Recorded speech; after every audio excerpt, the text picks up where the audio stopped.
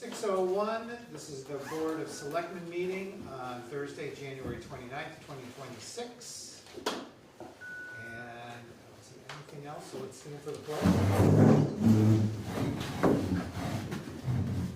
I pledge allegiance to the flag of the United States of America and to the republic for which it stands, one nation, under God, indivisible, with liberty and justice for all. All right, first up, Fire Chief monthly report for December 2025. Good evening, everyone. Matt LaVoy, Fire Chief. Thank you for having me in this evening. It was a pretty decent, busy month in December. We responded to 68 fire calls, which included 13 motor vehicle accidents, 9 medical assists, 6 activated alarms, 6 calls that were false, ended up being false alarms or canceled, 8 service or welfare checks, 2 oil burner issues, 1 illegal burn, 7 carbon monoxide issues, which always peaks this time of year due to people heating their homes and stuff. We provided 2 fire mutual aids, 3 gas emergencies, 1 structure fire, 3 electrical equipment issues, 3 power line incidents. We did 2 investigations, 1 chimney fire and 1 cooking incident. Responded to 80 EMS calls in December of 2025. We had 13 ALS intercepts. You guys don't have this on here, but I've added a new one because I'd already done this report, but for mutual aid purposes, we provided 5 mutual aid ambulance calls to Ware, 2 to West Brookfield, 1 to Palmer, and we received 4 ambulance EMS mutual aid calls here while our ambulance was already on another call. So that we kind of share that responsibility back and forth. Those numbers are probably going to be the same. I will report each month, but but unfortunately, this is how we all operate now. Because when we have ambulances out, another town has to cover. And we only have 1 ambulance. Good to know. So quick question Yes. on that one, Yes. if I may. Yeah. Are you going to be attending the health thing for Mary Lane? I don't know anything about it. Can you clue him in Yep. and get him involved in that? Sure. Because that's coming in, and probably the fire chief should be crucial in something like that. You're talking about like an urgent care type or something? Yeah, well, they're looking at having a couple $100 million, or was it $160 million dedicated to rural health. And they're looking at Mary Lane and establishing something over there. They're trying to. Okay, yeah, I'll get So with that you. would be I something don't good know for much fire. about it, so, If you yeah. could probably spread the word amongst the fire chiefs too, Okay. because we're all in that situation versus going to Palmer or Southbridge or Worcester. Yeah. This was always much closer, Yeah. right there in Ware. Okay, yeah, I'll get with Jim. I don't. It's honestly Monday don't at know. 12. Monday at noontime? Yeah. Okay. 12 to 3. Yeah. Okay, yeah, so I'll keep the board abreast of the mutual aid as best I can. Like I said, it's, we give it, but we also receive it, and it's just kind of the way it is. We only have 1 ambulance. Hopefully our ambulance will be coming back very soon. They're in the final stages of everything. It's been reassembled, it's been painted, it's been re-lettered, for all the corrosion issues that it had with the flawed paint job. So it's on the last part of the assembly line being put back together. I'm hoping to see it within a week or so. And then we'll give, Rutland and Sturbridge have been kind enough to let us borrow those ambulances, and thank God they did, because they've kept us going, and we've done, hundreds of calls since we borrowed them only a month and a half, 2 months ago. So, it's been very busy. We did 4 smoke and CO inspections. We did 4 LP propane inspections, 2 oil tank or burner installs. In terms of our activities and meetings, we did ice rescue refresher training for the staff. We also held CPR renewals for all the firefighters. They're required to do CPR every year, as opposed to EMTs, which are every 2 years. They're required every year. So we got that done. We also renewed CPR certifications for EMTs that needed it as well. Monitoring the FY26 budget, very, very closely. There's a couple line items that are not short, but I'm just watching, as we go forward here towards June. I'm hoping that, last year we didn't have to ask for any transfers or rats or anything like that. I'm hoping we'll do that again this year. So that's always a good thing. So, but we're trying to keep up with everything. It's been super, super busy, and January's been way busier than this month than December. So sorry, tone test time. But that's my report. Any questions? No, but I think we should definitely do a nice letter for Rutland and Sturbridge. Yeah, thanking them for. I already wrote a allowing us letter, to I use already it. wrote a letter on behalf of the town to Sturbridge, that I gave it to the town manager, she had it put on the select boards, and I will do the same thing for Rutland as well, but if the board would like to submit a letter as well, Yeah, we you should know, do something for that. they were Let them know certainly giant enough. we appreciate the help, Yeah. so. Before moving on, I knew I forgot something. We are being recorded, going out on WCAT, Facebook, and YouTube. Yeah, all right. Emergency Management Monthly Report, December 2025. Jim McKeon, Emergency Management Director. My December 2025 report. December 5th, December 5th, we learned that West Brookfield chief resigned, and most of the emergency management team had resigned along, supported our group too. So that was a little bit of a surprise on my end. December 6th, we had the tree lighting from 4 to 8.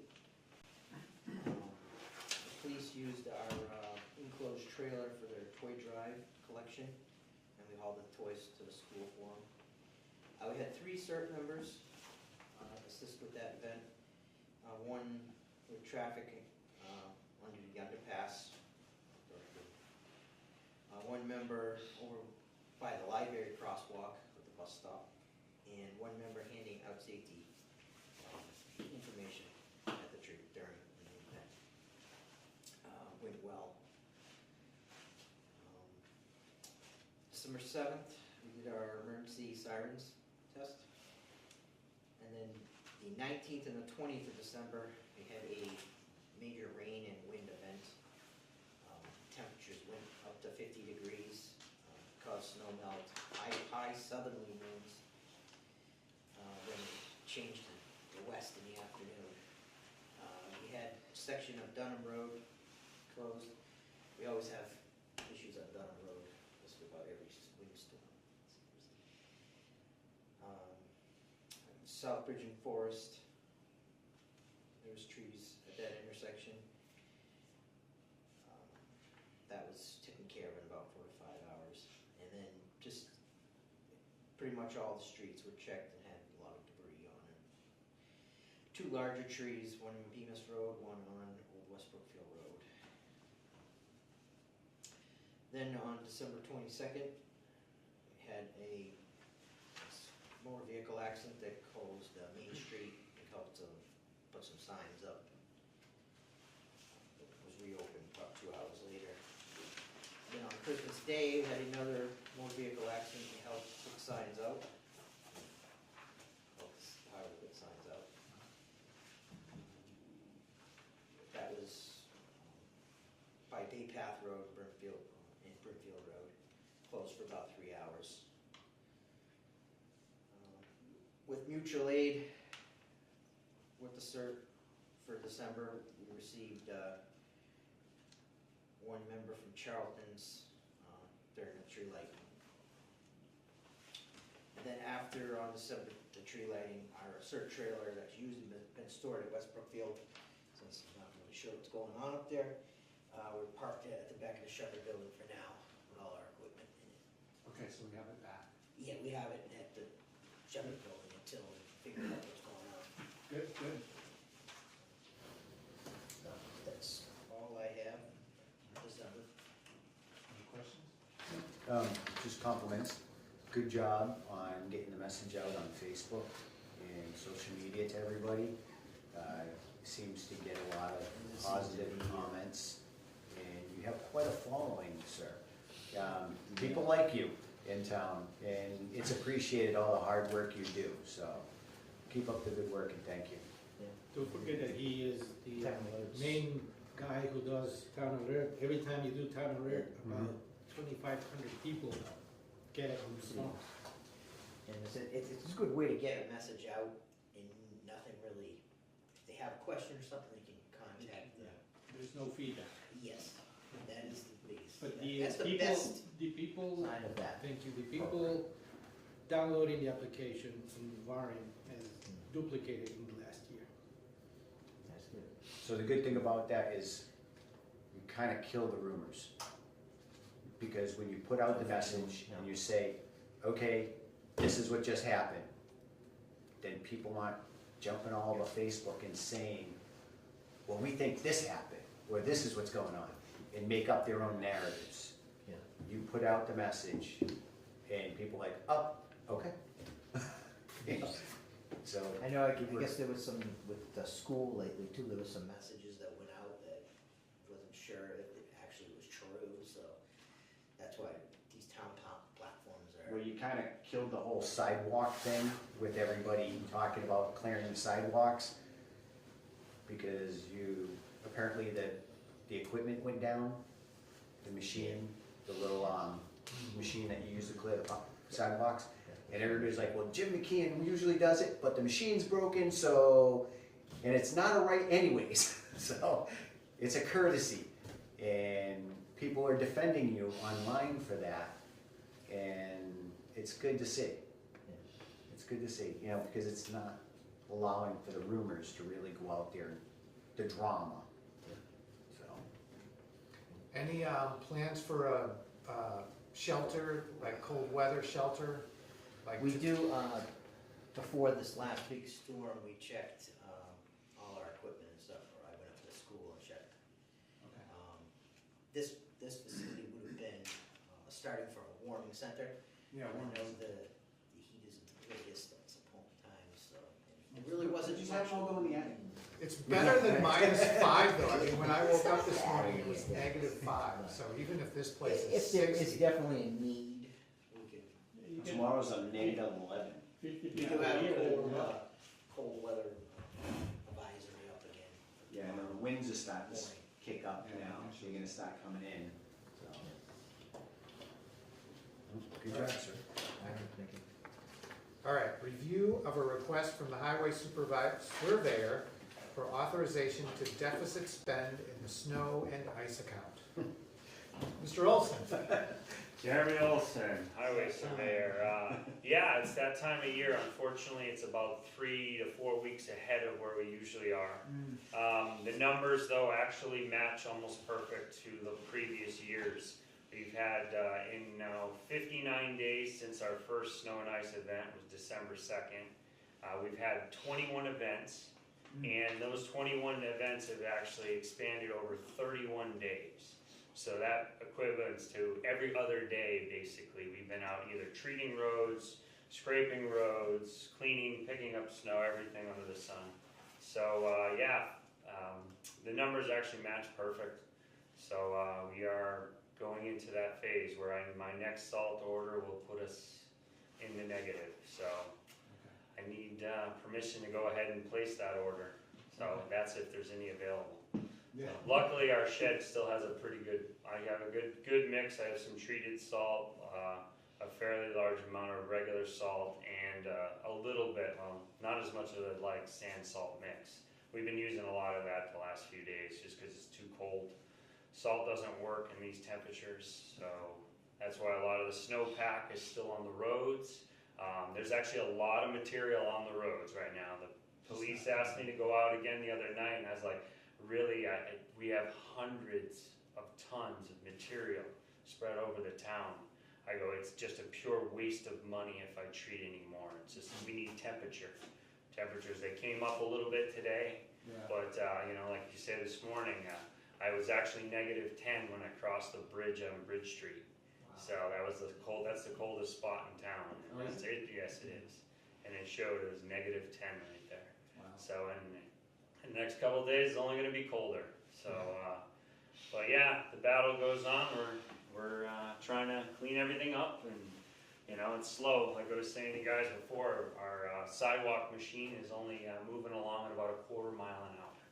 So, because you're cutting through 4+ feet of snow that all came off of roads that is full of salt and all kinds of other slush. There's ice buried in it, getting stuck everywhere. It's hard going. I've had 4 guys cleaning up snow for 3 days straight now, and they'll be starting at 2 a.m. again tomorrow. I'm sorry to the people of West Warren and Main Street, but it's the only time we can clean Route 67 is before the traffic hits. So we did one side of the road today, and we're gonna do the other side tomorrow, and then we'll be back into the side streets, trying to get more of the sidewalks opened up and just the big piles cleaned. We've also been driving around trying to clean some of the intersections, move snowbanks back so people can see. There's endless ones. Every intersection in town, every single place needs to be done. And there's only really 6 of us working on it, so we can't be everywhere. Yeah, Sorry. and it just takes time. That's it. That's it. By next week, everything will be pushed back and cleaned up, and people will kind of forget about it, I'm sure, until the next one, and then they'll yell at us again. Yeah. Was that one still coming in this weekend? No, right now it's pushing out to see enough where we might just see a little bit, which I is seen it would still be disappear off of my weather same app salt. that we weren't getting snow, and I'm like, Yeah. oh, thank you, but doesn't mean it's not gonna shift Yeah, again. that's it. It's not here yet. Go out so- to the ocean. It's not here yet. We're right on the edge of it. So a little shift inland, and we could easily have another 2 to 4, 3 to 6 inches. So, which is even harder to clean up when you already have existing snowbanks that are, 5 feet, 6 feet wide, 4 or 5 feet high. Even our big trucks lean into those snowbanks, and they just get pushed back out into the road. Everybody wonders why the roads are narrow. Why aren't we pushed back to the curb? It's physically impossible. Our trucks are not heavy enough and big enough to push those back. And if we do, a lot of times we do a lot of damage too. We've had, not just us, but a lot of surrounding towns have had a lot of issues with equipment. Trucks going into ditches and sliding, pulled off the road.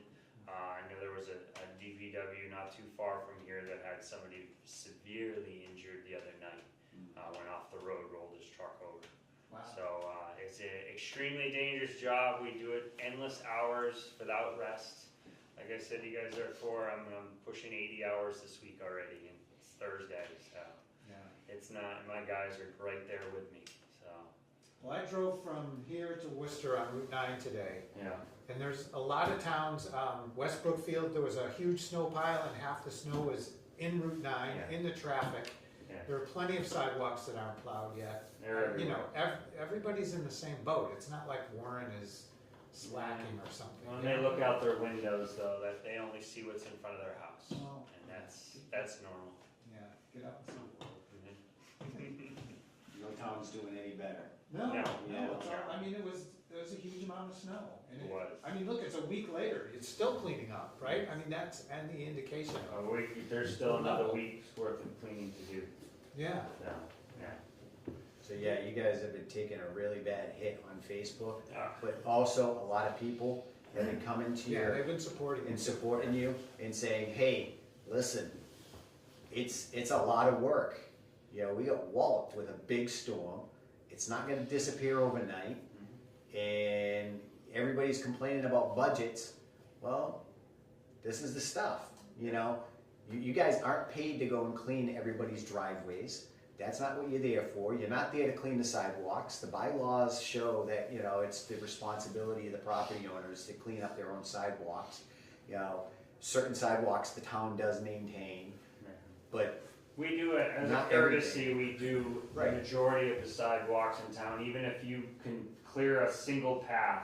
Yeah. We'll come through a few days later and widen it out and clean it up. But anybody, instead but of they don't complain about how complaining. you push snow in their driveway. Yeah, You know, people just want to complain about everything. The thing is, you guys did a really good job. You had a massive storm. You guys cleaned it up. You did the best you can do with 6 guys on, well, we actually have And one. volunteers. Yeah. and you have some volunteers and limited resources, and the town fared pretty well. We're not still buried in. Nope. People still get, emergency vehicles can get in and do their job. I think it was success. We didn't lose anybody in town because of the storm, right? As far as we know? We didn't Not lose hurt. anybody in the town because of the Lose any storm. equipment. We didn't lose any No, equipment. that was the best thing, is we really had no major, we had some minor breakdowns, but considering how big the storm was and how hard everything has to work. All of our equipment held up, which was, I mean, it's, again, there's always some stuff, but no major breaks, which is really, really helpful. Yeah. So, yeah. I'm sure Mr. Funk can to attest to the storm. You guys do snow plowing too, right? His Was it guys an were out- easy storm for you? No, we were, They, a lot of hours. they were out all night long too. His trucks were all around us, so we It was a just tough down storm out there. for everybody. Oh yeah. Good job. Don't let the naysayers knock you guys down. You guys did a good job. Yeah, Your yeah. team did an awesome job, and thank you for everything you did. Yeah. We'll knock you down when you need to be knocked down, but this storm wasn't the time. You guys did good. Yeah, absolutely. Comment? Yeah, I went to North today, up in Gardner. Went through a lot of little towns, some towns bigger than Warren. You guys did a much better job than they did. Thank you. And, you know, I think you deserve a round of applause because it's not easy. It's hard. A lot of So long I hours. appreciate it and thank you very much. Thank you. People need to understand too, you guys are out plowing when everybody else is asleep. Yeah. Yeah. When they're sitting there comfy in their little beds and you guys are out there cleaning up the roads and the driveways and the parking lots and everything else, just to make sure they can make it to work in the morning safely. You guys were the ones that did all the hard work. All right. So question about doing this.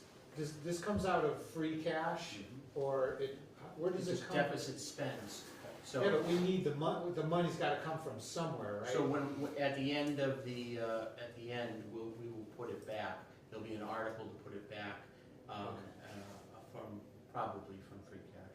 So it just comes out of the checking account essentially at this The- point, The Department of Revenue allows you to deficit spend for right? this particular event. So, you know, you can just spend deficitly. Okay. How much were you looking at? Huh. How much more winter we got? Yeah. Well, I'll say we'll be at least, by the time we get everything caught up and get going, you know, at least 15, 20,000 in the negative by another week or so, and we start getting like a lot more storms, and then it's gonna get a lot bigger. Because remember, we're just starting February, and February is Yeah, usually yeah. the month for Yeah. big storms, so. So let's hope, the worst of it is behind us, and, we have an easy cruise into spring. Yeah. I'll be hopeful. I wanna say last year it was somewhere around 20,000. Yeah, it was like 20. We've always been somewhere between, the average is somewhere between like 15 and 30,000 is kind of the average. But the difference is now this is my 7th winter running the highway department. This is the first time I've had to come here, and it's the end of January. It's usually the end of February when I'm asking for this. So we have an entire month that we have not gone through yet, that we usually have gone through at this point. So this year could be much bigger. So, but again, we haven't had a winter like this in a very long time. And things are a lot more expensive now than it was 10, 15 years ago, the last time we had this, so. you're not looking at temperatures rising Dude, for a long time. that's the biggest thing, there's no melting happening at all. And that's what makes this so different than even the last 10 years. It's always, you've always had warm-ups right after these storms. Well, this one, there's not. Yeah. It's actually just getting colder and colder. Yeah. So that makes things more expensive too. Yeah. All right, how about a motion? Absolutely. So we're at Number 3. 3. I'll make a motion to authorize to deficit spend in the snow and ice account for the highway department. Is there a second? Second, All in favor? David Dufresne, aye. Derek Bailey, aye. Richi Hacker, aye, motion carries. All right. Hey, you guys, I'm gonna go to bed. Yeah. He's asleep. Have a good night. Before the next one hits us. Yeah. Thank you, Jeremy. Good night. Good job. All right, anticipated vote to have the chair sign statement of work forms from the Massachusetts DEP for the glass container and the universal, does that say watershed? Yeah. That's not right, is it? Waste. Waste shed. State Waste. grant to be administered by the Board of Health. All right. these So- were the grants we looked at before, Right. and we talked with the Yeah, David and I waste happened to management be people. at the transfer station at the same time a few weeks ago, so go ahead. So the shed, seems to be a good idea, that's something that could be utilized, you know, for that.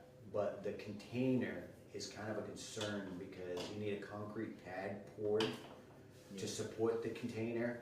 Because if you put it out there, it's just gonna sink into the ground when it's there. And right now, the concrete pads are taken up. And we don't have anything to support the structure of the container to hold it up out of the mud. So it doesn't just sink in the mud and they can't scoop it up. So that was a concern. And something like this really should be run through with waste management. Because they're the contractor. And I was kind of wondering how it was gonna be done because, again, we are already doing recycling. We're recycling metal, plastic, glass into one container. Now you're asking residents to separate glass separately from the plastic and metal, and only certain glass to put in there in this one container separate. It seems like we're already doing that, and if it all goes back to waste management anyways and all dumped in the same pile, why do we need a whole separate container if it's all gonna be dumped in the same pile anyways? So I have more on that. Okay. So I called Patrick. Patrick Yep. runs Solid Waste Solutions. So he said he's happy, he likes the shed, Okay, he's happy to take the glass container, okay. but he's not gonna change what he does, which is combine the three into one. So metal, plastic, and glass. He won't change. So yeah, so over time, it's really sort of not gonna help out. Yeah, It's- because, it's so what he system. said is, he gets those three combined, and whoever he gives it to process, they have been dealing with those three materials forever, and they just know how to do it. So they use like puffs of air for the plastic, they use metal magnets to pull the metal out, and they just know how to deal with it. So for him to separate it just doesn't make any sense. And I think we ran into the problem too, where it's hard enough to get people to separate trash, You ask paper. people to do more separation. Right. Yeah, It's just gonna piss off residents because now you're asking them to do more. yeah, is it Sue? So, Sue, I mean, she was telling us that she's pulled a dead animal out of the recycling thing, and people throw paper in there, and they throw plastic in the paper one, so those people on the ground have to go through and fix everything, so I guess I would say you could go ahead and get the glass container, but this really sounds like they want it to be for glass. And if we get audited and he's Oh, not yeah, it would be, and I using it believe correctly, there has to be actually something posted on these two structures. Yeah. SEDP. yeah. So, So after talking to Sue and the people down there, and then talking to Patrick, I would suggest we go with the shed, yeah. but at least at this point, not the glass yeah, container. I think we'll hold off on I think we're kind of in agreement. You're in the You don't same- even have a place to put that container. Yeah, I think down it's- there. But this shed is definitely because it, Yeah, the batteries, thermometers, you know. and it's a smaller structure, I mean, you'll just be able, Yeah. there's a lot of places that. There's different stipulations, it's gotta be open a couple of times a month, and Yeah, I don't think you'll have any it would problem. have to be posted that Mass DEP grant, Yeah. basically followed in that. I think that the shed's a good idea. And I think we all do agree on that. Yes, Container. we'll kind of probably hold off on the glass container. Okay, all right. So two different scopes of work. Yeah, absolutely. So you can just do one of those. So just one comment. This is part of the Green Communities Act that the town has been benefiting from for different projects across the town, whether it be weatherization or new HVAC units or heating units at the schools. At some point, the state is going to want to see the town become more and more and more green, and encouraging recycling efforts. So if, you know, if you wanna continue to have eligibility for green communities grants, you know, they're gonna be wanting to see what initiatives the town is taking to become more green. So is this a requirement to have that container? Well, I Or mean, is it just a, we'd like you to have this? the Board of Health applied for these, so, Okay, and they were granted them. yeah. And so now we're gonna go to the state and say, we don't want this one, but we'll take this one. Okay, they're going to, you know, note that, right? You know, you apply for something, now you don't want it, or you're not becoming green, why is that? So those are the things that, some of the challenges that could be faced in the future. I just want, you know, the board to know that. Okay. I think that's acceptable, but Yeah, I it mean, doesn't make sense to do something if it's just gonna go down the line and get all dumped in one pile anyways. yeah, if it's not effective. Yeah, Go ahead. Two things. Don't we have enough solar arrays to call us green? Just Yeah. that. at what Second point, one. at what point we call it enough? Second one, what if we have this container somewhere else and somebody pays us to get the glass? It doesn't have to be in town, just like the clothes. Yeah, you know, again, I can't speak for what Board of Health, you know, why they applied for this or what their reasoning is, you know, where they wanted to put it. But, you know, I guess they, at some point, they thought that there was a need. So why don't we ask? You're part of Board of Health, right? Yeah. So why? Sorry. It is what Jim was saying, it is the future of possibly another contractor came in and ran the dump. Maybe this structure or this container would benefit their situation. Is it worth signing it and okaying it, having it? Well, It is, But there's no place to put it. And if we get it, we gotta use it. I think that's what I'm worried Yeah. about. If it sits there empty or Well, something. I think what they're trying to do is trying to encourage more recycling, right? So they're trying, by having this structure there, by having this there, they're trying to get more people to recycle. Yeah, but They're first already- of all, we're it's hard enough. recycling. Yeah, we are, and it's hard enough to get people, like we said, to separate already. Well, separating is part of recycling. I know, but if they're hesitant to separate paper and plastic, let's say, now they gotta separate glass, you know. That's see, like the our- cans around town, like the companies, they'll just, one tote will be recycled, one tote will be trash. So all your recyclables are mixed in one Yeah. tote. And that's how Truck. most of the trash companies operate, like you were But- saying, I mean, you that's know, what they- solid waste solutions, Time is coming that they it's might all be just one trying- anyways. Yeah. You know, that's the way they deliver it to whoever processes them, and they have their process. I think the state's trying to get too detailed and too much, and we don't even have a concrete pad to put this thing on. Now we have to put an article in to get a concrete pad poured at this waste station to put this container on. Because you can't dump it in the mud, it's just gonna sink in there.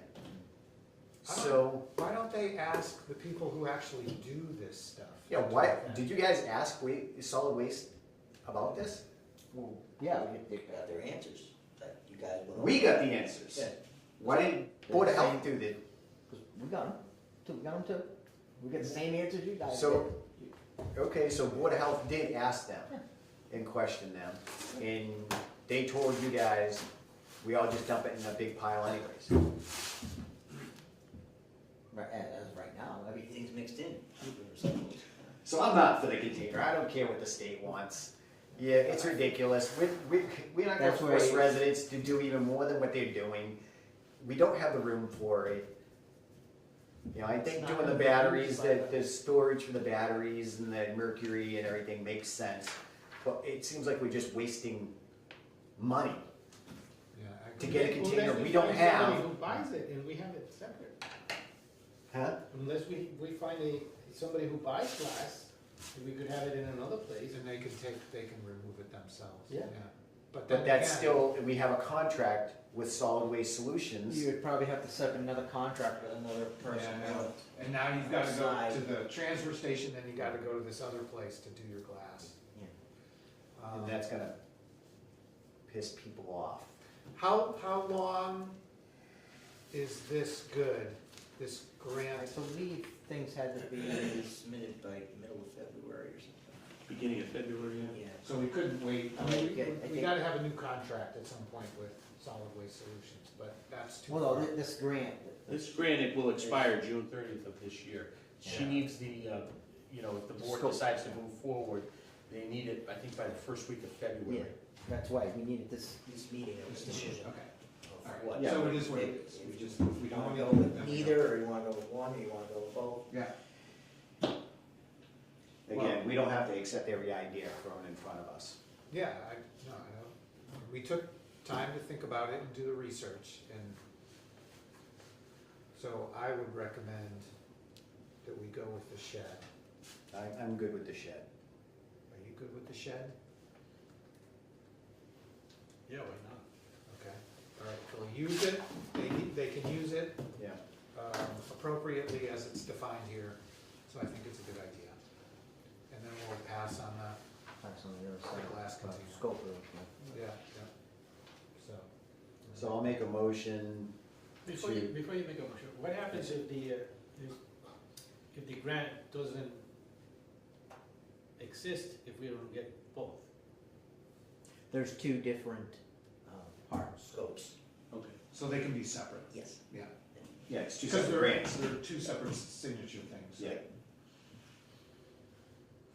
All right, I'll make a motion to approve the shed for the town dump and authorize the chair to sign on behalf of the board. Is there a second? Second, All in favor? David Dufresne, aye. Derek Bailey's aye. Richi Hacker, aye, motion carries. Do we want a specific motion to say no to the other thing, or we're just, we're No. fine, right, okay, all right, We didn't approve it, yeah. it's done.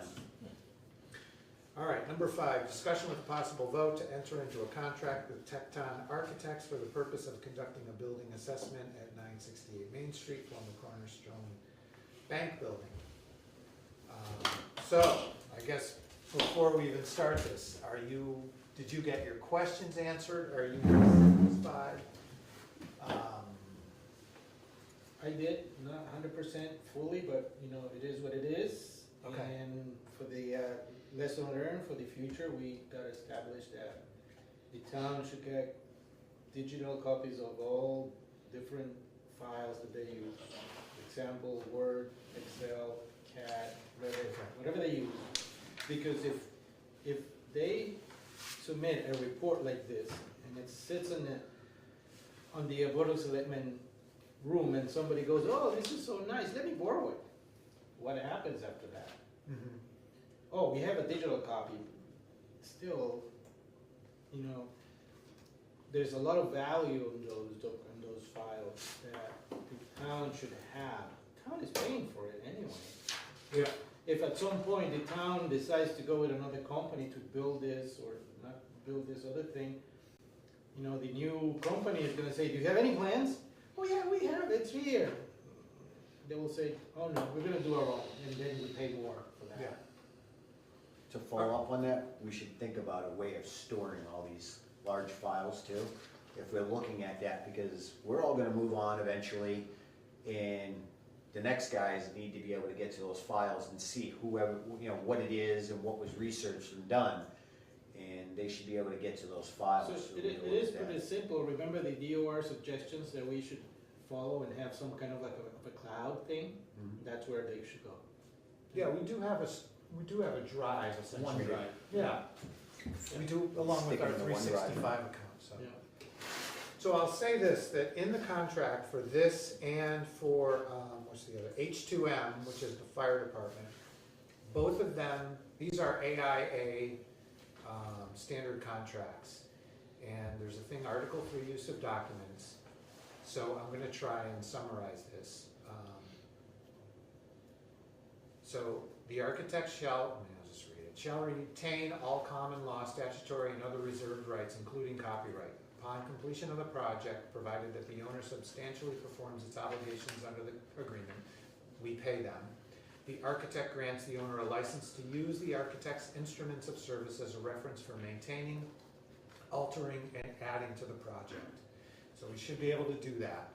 The owner agrees to indemnify the architect from all costs and expenses related to claims arising from the owner's use of the instruments of service without retaining the architect. So we use them our own free will, and we don't hold them liable for anything. When transmitting copyright protected information for use on the project, the transmitting party represents it as either the copyright owner of the information or it has permission from the copyright owner to transmit the information.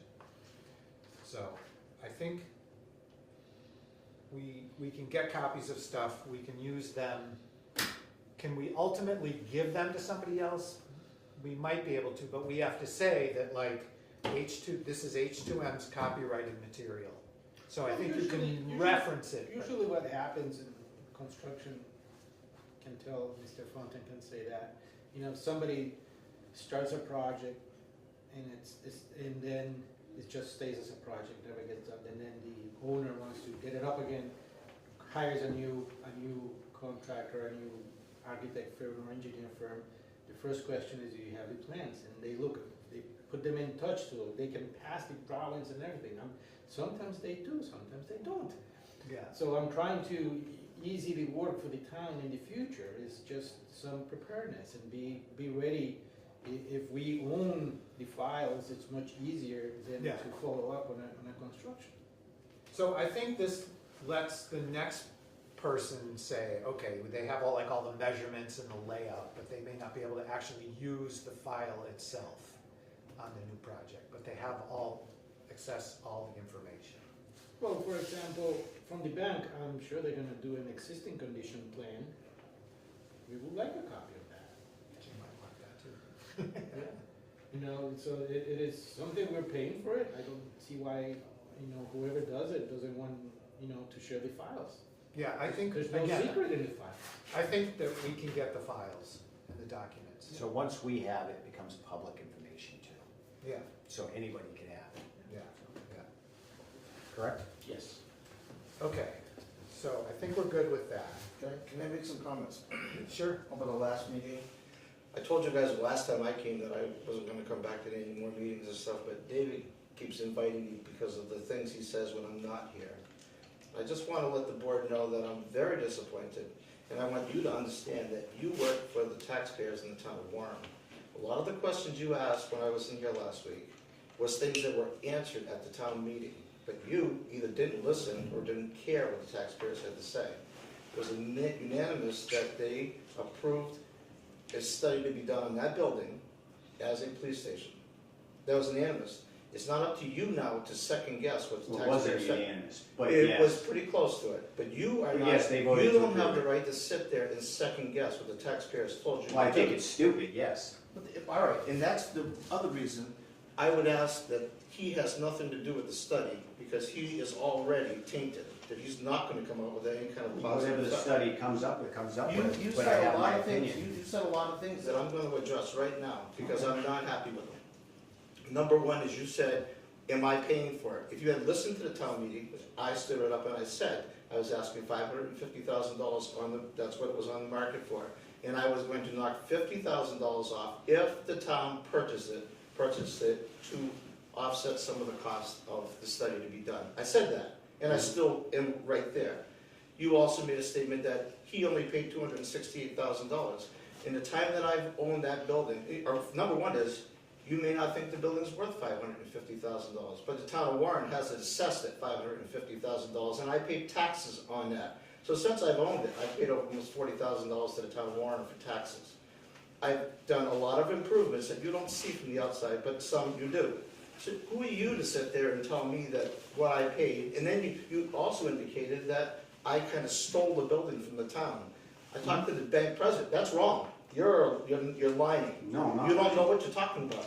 I talked to the bank president, and when he informed us that he was not going to do business anymore in town, he had also told me that he had already talked to the town about it, you knew about it before we did. You had, I don't know if it was you, I'm not gonna say you for a fact, but the question was, can we just have the building for free? Of course they're not gonna do it. But why didn't you go any further and say, well, all right, you're not, because my first question was to the bank, well, what are you going to do with the building? And he said, we're gonna sell it. So there was another gentleman in town that also was interested in it, so they put us on a bid, and we bid it, and I bought it. But the thing is, you could have done the same thing. You could have said, but I didn't steal that bank from you, or that building from you, or anybody else. I bought it as a fair, this, you know, whatever happened, it happened. Okay. But for you to tell him, for you to sit here and say that, you know, he paid only $268,000, there's cost, you know, a lot associated with that, right along. I've owned it for almost 4 or 5, whatever years, I don't know how many years it's been, but I continue to pay all the bills that go along with it. I continue to pay the taxes on the assessment that you, or this town, has said the building is worth. But for you to sit there and say the things you said, you are not in favor of it, I can tell that. But you know, the other thing is, I don't care if the town doesn't do it or not, I don't care. But you keep pushing him, what is he gonna do? If I was him, I would be here saying, you know something, you guys have put this under the rug long enough, do something. But your only proposal is a $32 million building, or I brought up that. If you don't wanna do that, don't, I don't care, but what's your idea?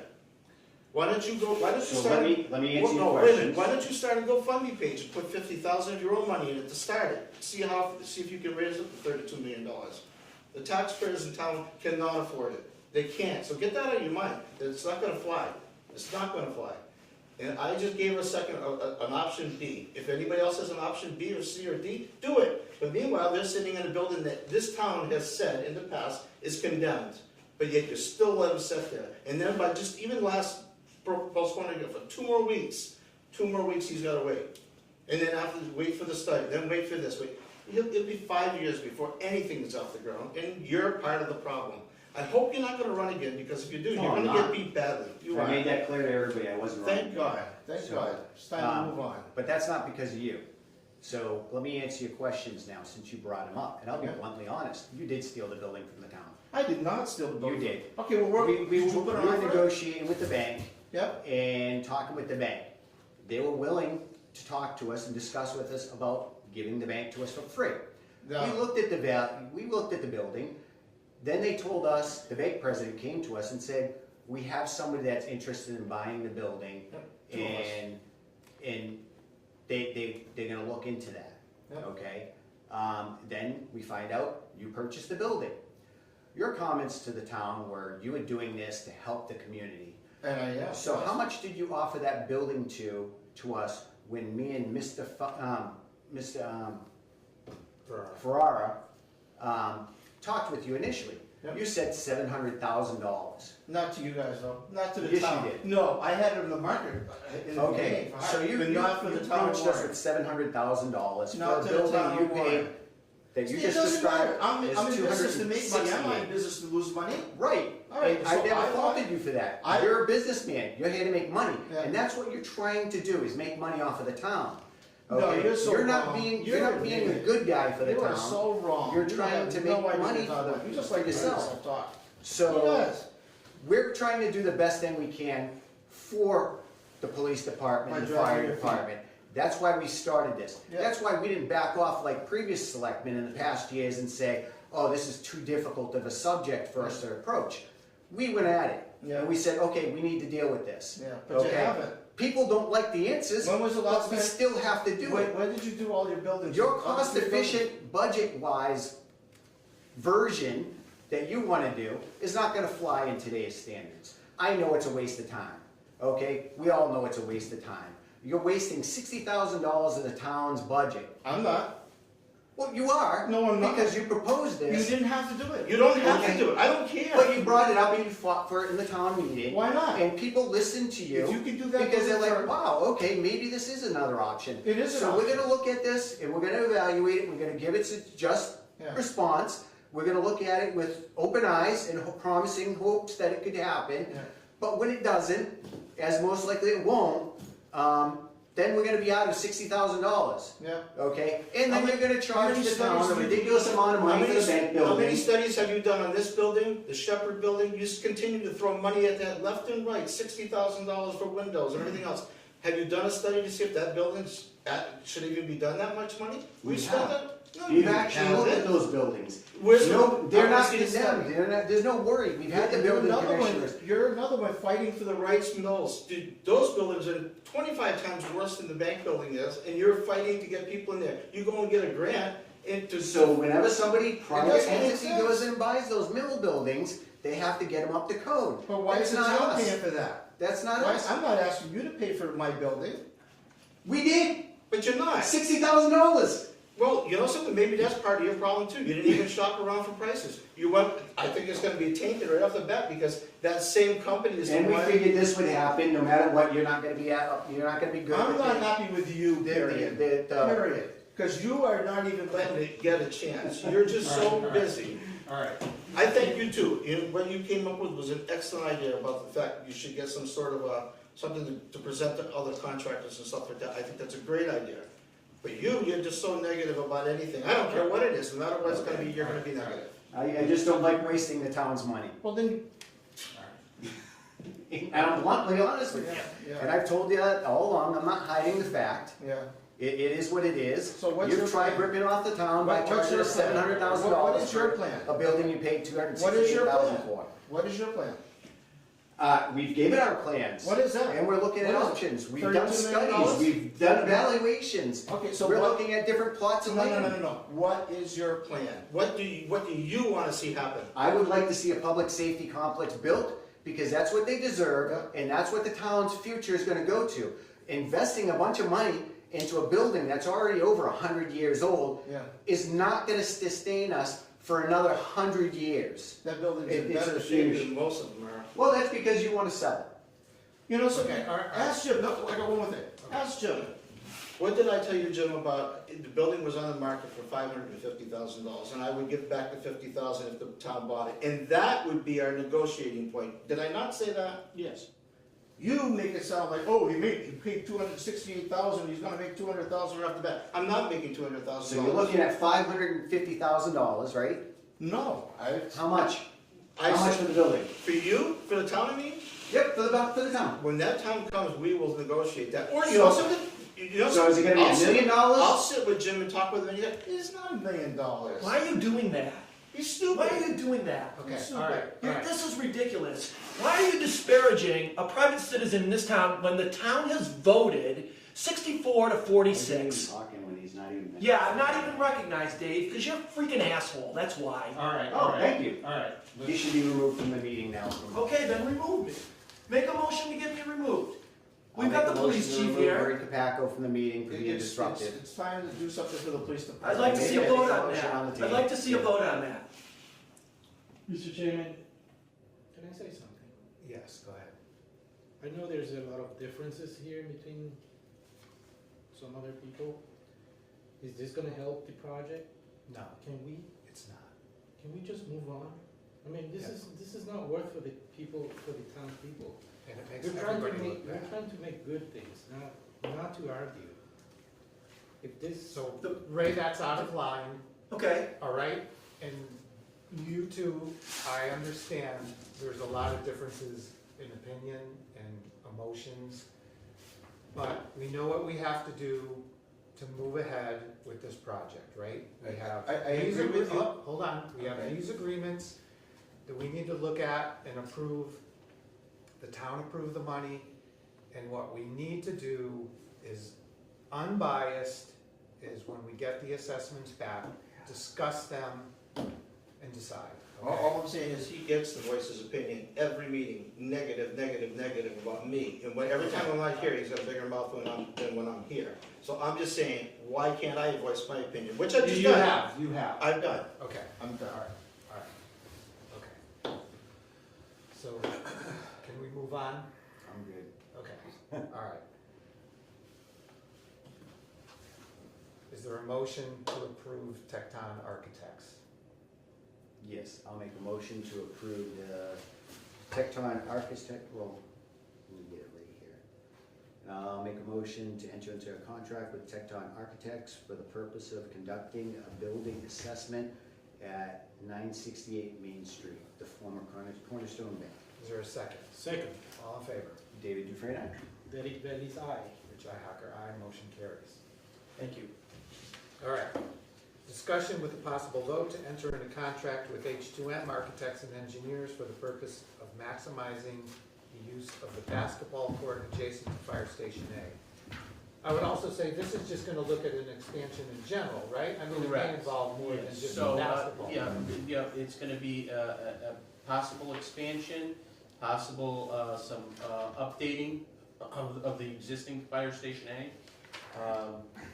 And seeing what could possibly be done there to expand the footprint there to give, the fire departments more space. Okay. Any questions? And this particular vendor, contractor, H2M, has heavily experienced and has done a lot with fire departments in particular. And that's the reason why they were chosen. Again, both of these contracts, we're using the 30B exemption for architects and engineers on. Okay. Any questions? Nope, that's for a total of $47,840. Correct. Yeah, I'll mention that both of these came in under budget, but A there's little bit, yeah. room in case we Yeah, have a change order. in case kind of there's a situation. change order or something, we put in a little extra in the articles that were approved in November. Okay. All right, is there a motion? Yeah, I'll make a motion to approve, enter into a contract with H2M Architects and Engineers for the purpose of maximizing the use of the basketball court adjacent to the Fire Station A. Is there a second? Second. All in favor? David Dufresne, aye. Derek Bailey's aye. Richi Hacker, aye. Motion carries. All right, so we can go ahead with those studies. Okay, thank you. So there's a lot of passion, there's a lot of emotion. I think we just need to remember we're moving ahead for the best of the town. Okay? All I'm trying to say is, at a town hall floor, I said, I don't care, if you don't use it, you don't use it, but it's an offer. The townspeople voted to do it, and he's saying no, and that's not fair, that's not right for the town's taxpayers. Yeah, I wanna move on from, I'm not taking any more Well, Tim, I'm I not. commented this last meeting, I'd just like to repeat it to Mr. Bunting. I suggested, or I asked, if you would consider, if the building doesn't get used for the police, will you offer to drop 50,000, right, remember? I'll negotiate with Mr. Right, but what I asked here was if you would reimburse the money for the study. If you Who's gonna reimburse the fire departments? No, would you be willing, because you're pretty sure it's gonna go. And I said before, I don't care if it doesn't go. Right. I wanted to go because it's a not a question. Would you? You guys want to talk about this later No, on? that's fine, that's why I wanted to clear that up from last time. I don't know, it was kinda interesting. Yeah. Okay, let's just move on. Possible vote to authorize the town administrator to start contract negotiations with the police chief. Whoa. Thank you, Mr. Chairman, members of He's the up board. again? Believe it or not, the police chief's contract is set to expire June 30th of this year. So I'd like to start negotiations and discussions with him so that we can have an executive session hopefully soon. Okay. And we need to vote to authorize you to do that? As long as it's, all. Or we can just agree? Yeah, agreed, yeah. I agree. Yeah. Okay. Thank you. You agree? Sure. You're staying with us, right? Yes, sir. All right, that's all we need. That's fine, we can get it cheap then. Yeah. Sign this. Sign this, works for free. All right, discussion with the fire chief on applying for the FEMA Safer Grant. Good evening. So this is something that I've talked about for the last few years. We've had some discussions. It's a grant that I would never apply for without the full knowledge and the agreements of the board going forward, because there is a financial obligation for the town that comes with this grant. FEMA offers several different grants under the Assistance to Firefighter program. We've been very successful with their grants, especially we've hit 3 out of 4 grants in the last 4 years, 3 grants in the last 4 years, which included the majority of the funding for our brush vehicle. It included all of the hoses and appliances, and just recently we were told that we were awarded to replace all of our thermal imaging cameras. So we've obtained several $100,000 worth of equipment from the federal government for these, which is awesome for the town. They have a second grant called the SAFER grant. It's the staffing for adequate fire and emergency response program. There's been many communities throughout the Commonwealth of Massachusetts and across the country that has applied for this grant. It is specifically tailored to be able to hire additional staff with grant funding, in addition to town funding, to be able to supplement our staffing levels. This is something I've held off for. We've talked about, we've added a firefighter here and there over the last several years. Unfortunately, our call volume just continues to grow, as the board is aware. We're doing, almost over 1,400 calls a year. We're no longer, it has increased. I can't even tell you, even 7 years ago, we're doing 500, now we're up to 1,400. We're going all day long, averaging 4 or 5 calls a day. I think today was 10, we just ran a fire and wear right now. So it's, unfortunately, we've just seen a huge increase in those numbers. By allowing us to apply for this grant, I'm hoping to target 2 positions. The way the grant works, it's a 3-year grant. The first 2 years, the federal government funds 75% of the total costs of salary and benefits for that level, entry-level employee. So the first 2 years, the federal government pays for 75% of it. The town picks up 25%. The 3rd year, it flops a little bit. The town does 35%, and the government does. The town does 65%. The last year, the feds do 35%, and then after that, the town has to absorb the entire cost of those 2 individuals. So, again, because this would, enters us into a thing where we'd have to know and plan for this down the road, I wouldn't apply for this grant without that permission. So obviously, that's why I'm here tonight. I will talk to Dawn and get all those numbers that are going to be required to apply for this grant. But generally speaking, an entry-level firefighter in Warren makes about $50,000 a year, probably about $20,000, $25,000 in benefits worth of insurances and that kind of stuff. So I'd have to get all of those numbers, but basically what this would allow us to do is, for the first time ever, it would allow us to have 2 firefighters in the building, firefighter EMTs in the building 24 hours a day. Right now, we do not staff overnight. From 11 to 7 in the morning, there is nobody in the fire station. They respond from home, especially for the ambulance. It's becoming, and I've said this to the board many times, my fear is there's going to be a day where I'm going to have to come in and say, I can't do this anymore on the overnights. I have a very small amount of EMTs, myself included, that staff these calls, for very little compensation to do this on the overnights. They're shoveling 2 feet of snow off their car to come in at 2 o'clock in the morning to get to the fire station to go and help somebody. These days, we're one of the last departments that still does this, that's out there. They are just, we need to staff, so this would allow us to at least get those positions, formulate a plan. I know right now that by adjusting my budget, I will be able to absorb a lot of those costs, because I will no longer need the on-call, salaries and this and that. So there's a lot of give and take here, but the first step is getting permission to apply for this grant and explaining why it's necessary. So you think you can offset the 25% that we have to cough up for the 2 years? Is that what you're saying? I'm saying that if we're successful, I will be able to, right now, I'm in the process of probably, if this were to be approved, I'll probably have to create 2 budgets. One for a level service budget, and then one for contingency if this grant were to be successful. Which would include modifying something on the floor, probably at the town meeting, to move some money into different places where we could, cover some of those additional costs. So again, the town would have to pick up 25% for 2 years of that person's salary and benefits. And then 65%. And then 65 year 3, and then after that. 100%. Correct. Is there any chance that these kind of grants would get extended past year 3? No, you can apply for other grants, but no. This is for fire departments like ours, that their call volumes continue to climb. It's a way to lessen the blow to the community, to get to the staffing levels they need to, so that they can prepare for other things.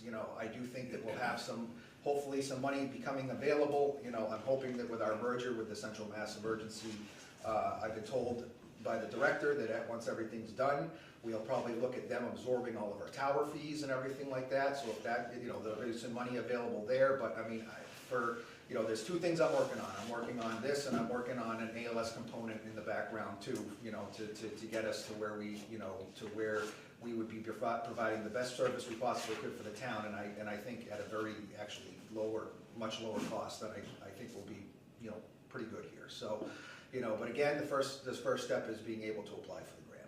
So you're saying our district dispatch would take on the lease? I've been told that. Yeah, we don't know that yet. We don't know that yet, but what I'm saying is, but I've been told that because they have to make the whole system work together, that most likely they would end up taking responsibility for the leases at some point as well.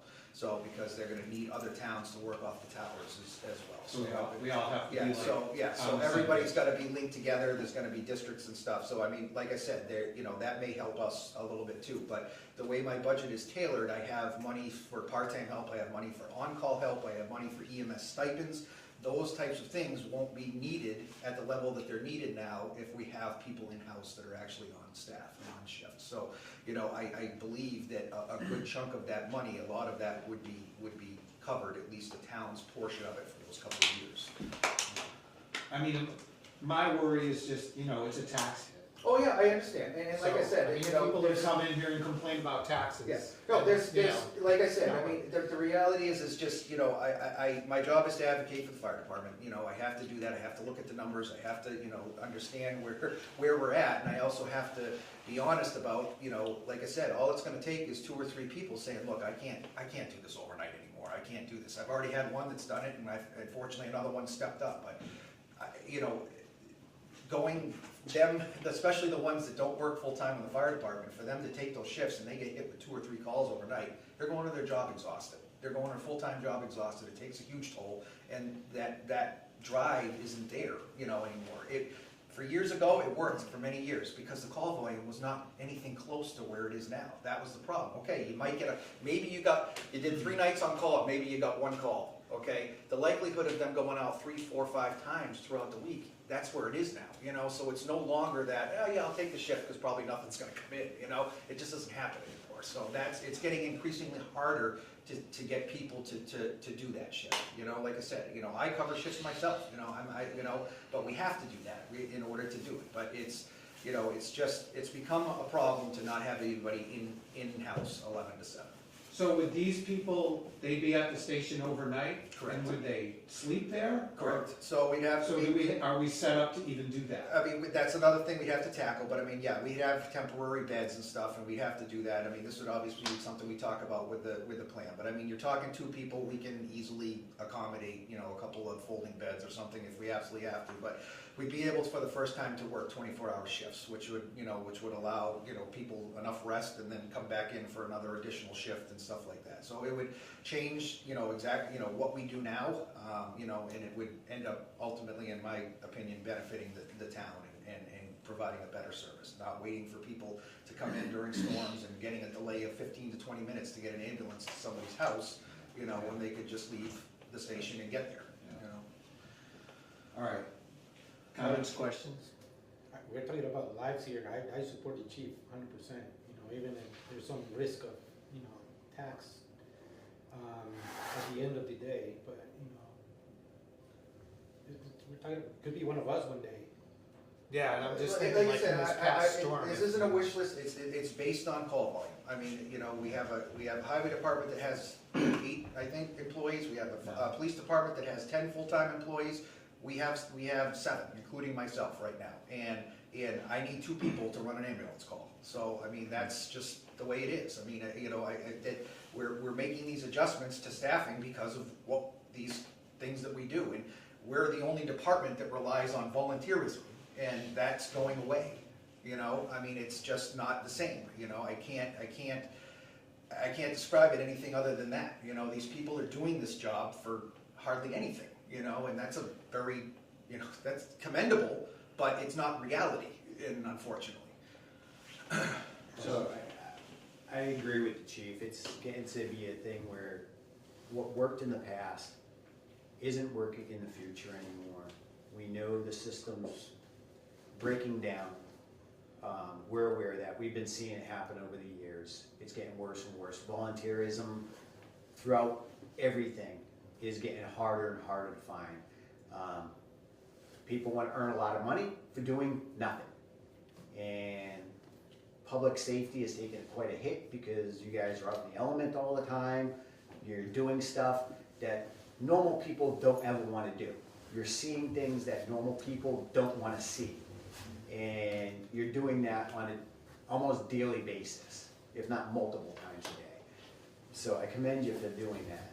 And you know, this is what our town is turning to. I know everybody says, well, it's sleepy old Warren, and we never had that 20 years ago or 30 years ago. Well, Warren has changed. We got more residents. There are more residents that are expecting certain things. We also have aging population, which the aging population requires more ambulance services, because when you call an ambulance, you want them to come there, and not just minutes matter, seconds matter, especially with cardiac incident.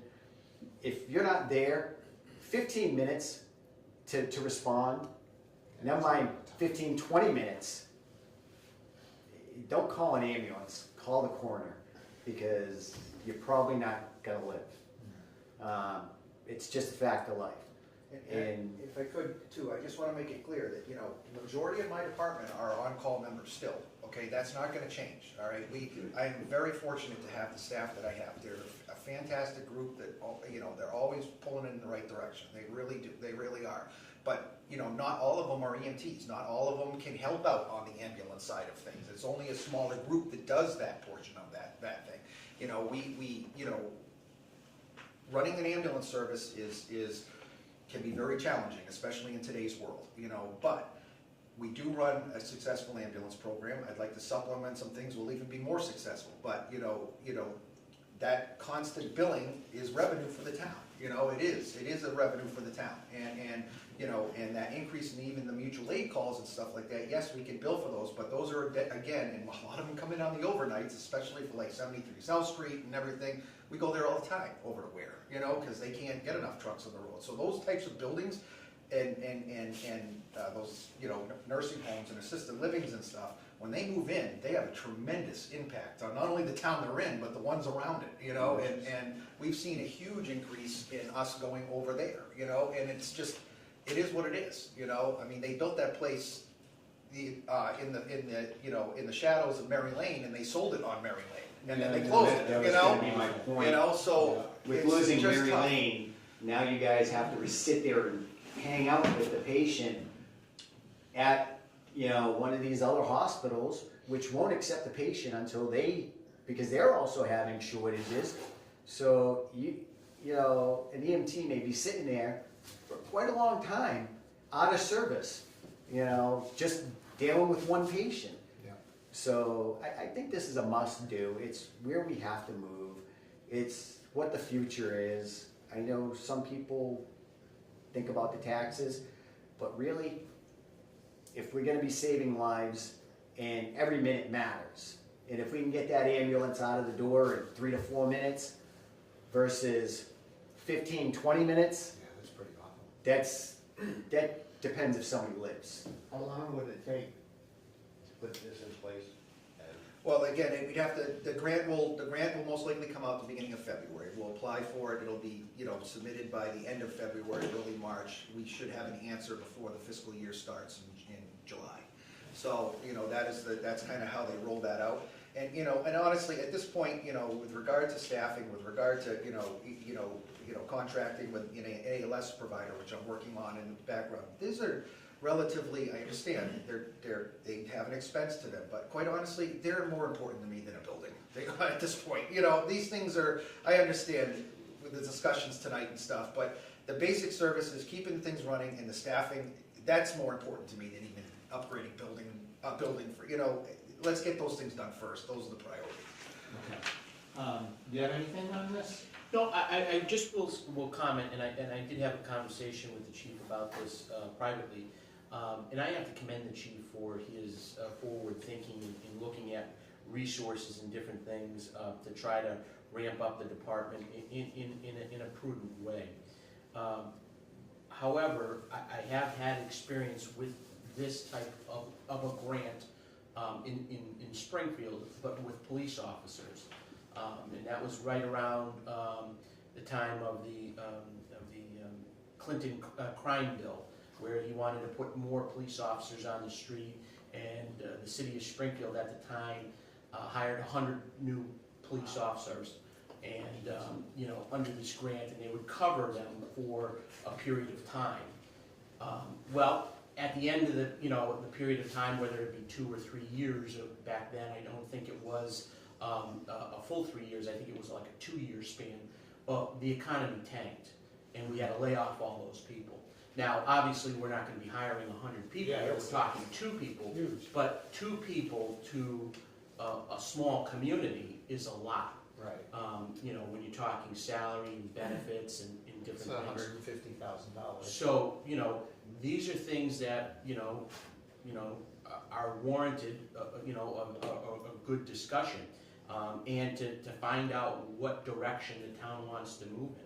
If it's the direction of providing services, like the chief had said, then that's the priority. If that's not the priority, then we should probably not look at this. But if that's what the directive is of how the town wants to proceed, then and the town wants to make the investment and commitment to these 2 potential individuals, if the town was successful in getting it, then the town really should also have a plan to keep those people employed in case there is a downturn in the economy in the future, or there's significant cuts or something happens catastrophically in town where we can't afford those positions, and layoffs would have to happen. But you want to be able to have a plan ahead of the curve so that we can sustain these people. Okay, so I that's, think it's gonna have to go to town meeting anyways, Oh, yeah. ultimately, to So- be voted on, but Yeah, so I mean, this is not inherently without risk, there's no doubt about it. If you look at local newspapers, there's been communities that have gotten successful grants and then they've had to face layoffs. Hadley, just happened to Hadley, if you look it up, it's a tough situation over there. Spencer, same exact thing, they hired 5 and they almost had to lay them all off. Fortunately, they passed things at the last minute, and so I understand this is not without risk. But again, it's an opportunity to absorb that slowly and to provide, the town with a chance to, have some of that federal funding to start that next step. so I think what we're doing is we're just voting on the opportunity of it. And Yeah. ultimately, the town is gonna have to vote on it at a special, at an annual meeting to authorize the extra manpower, to keep them permanent. Well, I've been listening at these meetings, especially the public safety meetings, the ALS components come up several times, the staffing's come up several times, so that's why we're having this discussion, is that this is what you want, and this is what we can, here's how we can do it, and that's what I'm trying to do, so.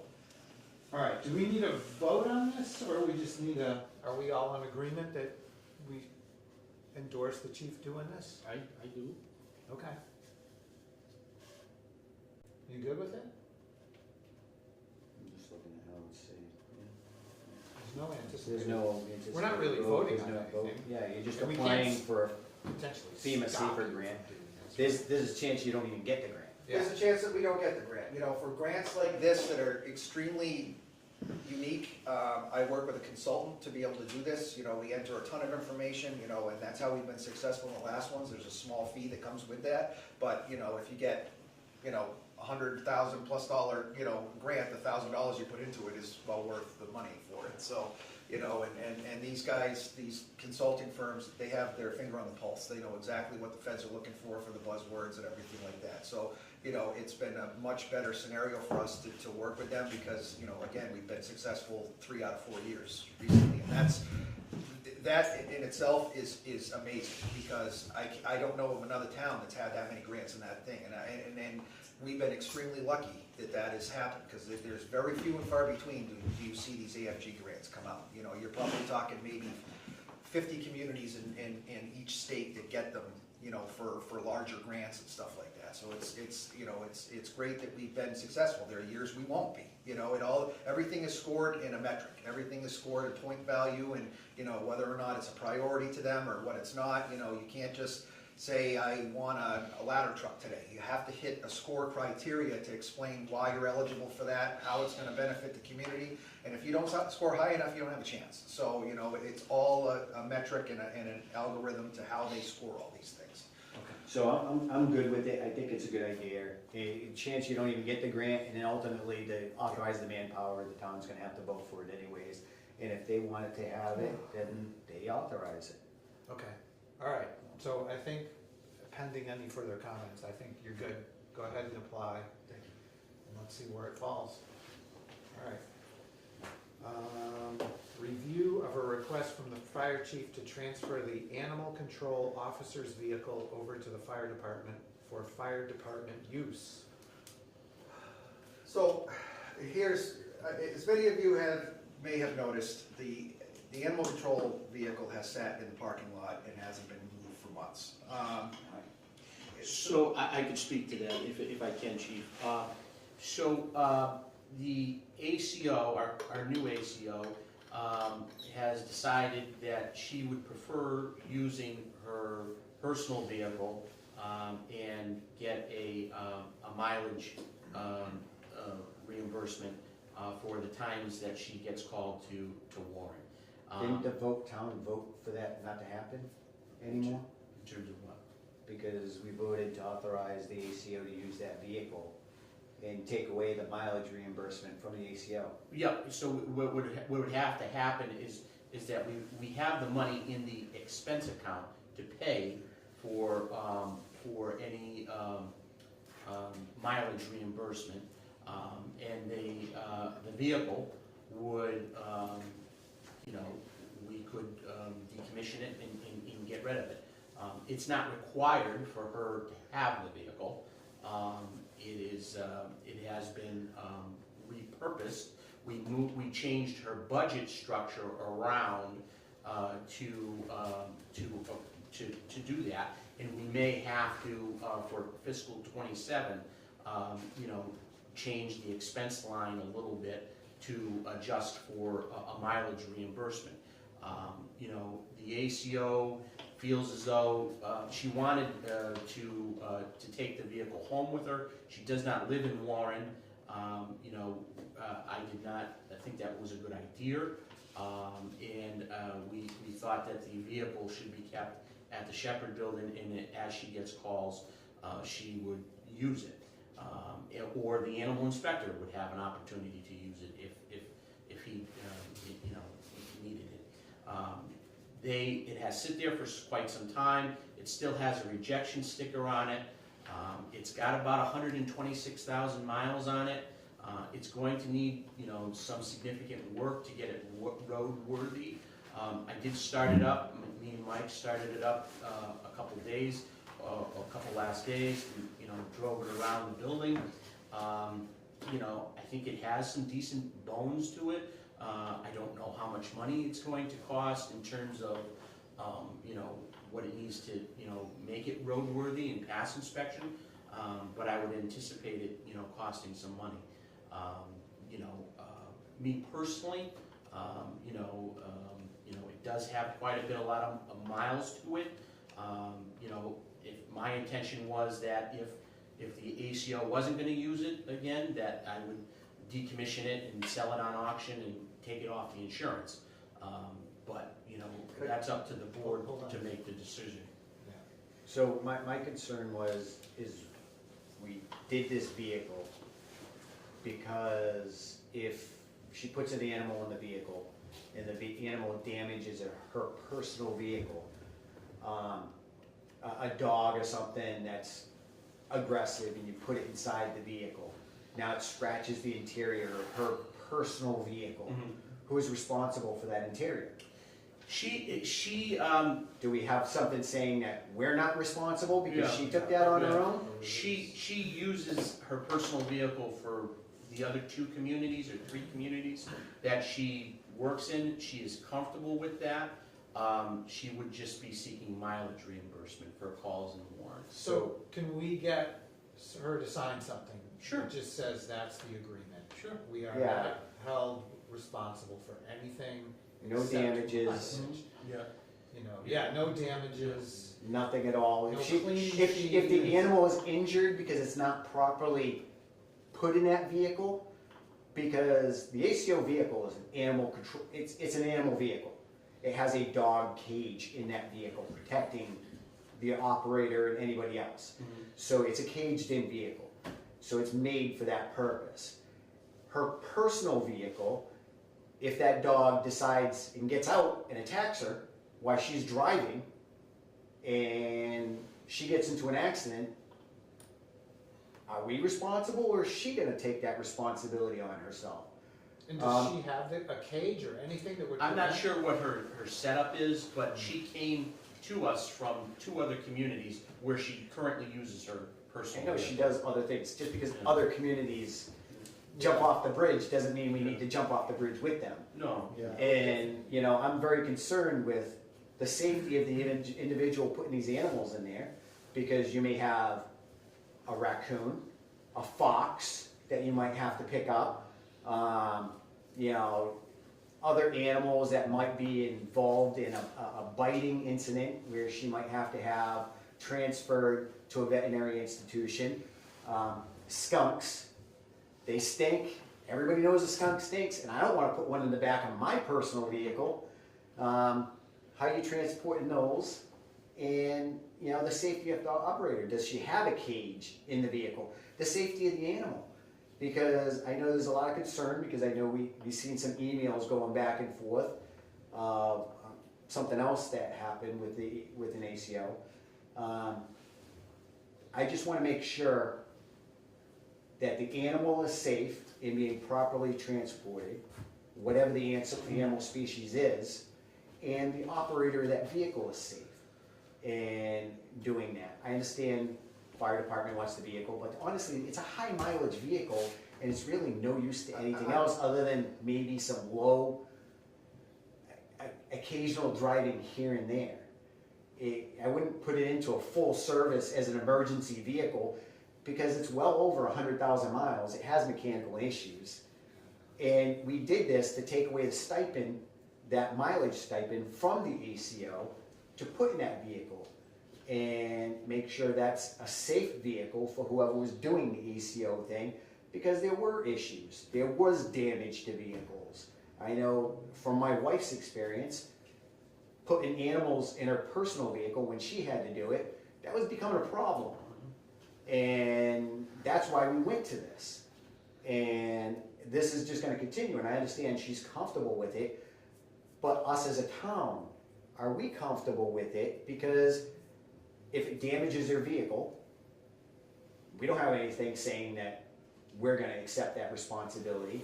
If it does $4,000 worth of damage on the interior, or the dog decides to jump at her and go over the back seats and attack her while she's driving and causes an accident, now we're into hundreds of thousands of dollars for an accident that was caused by an animal that was being improperly transported.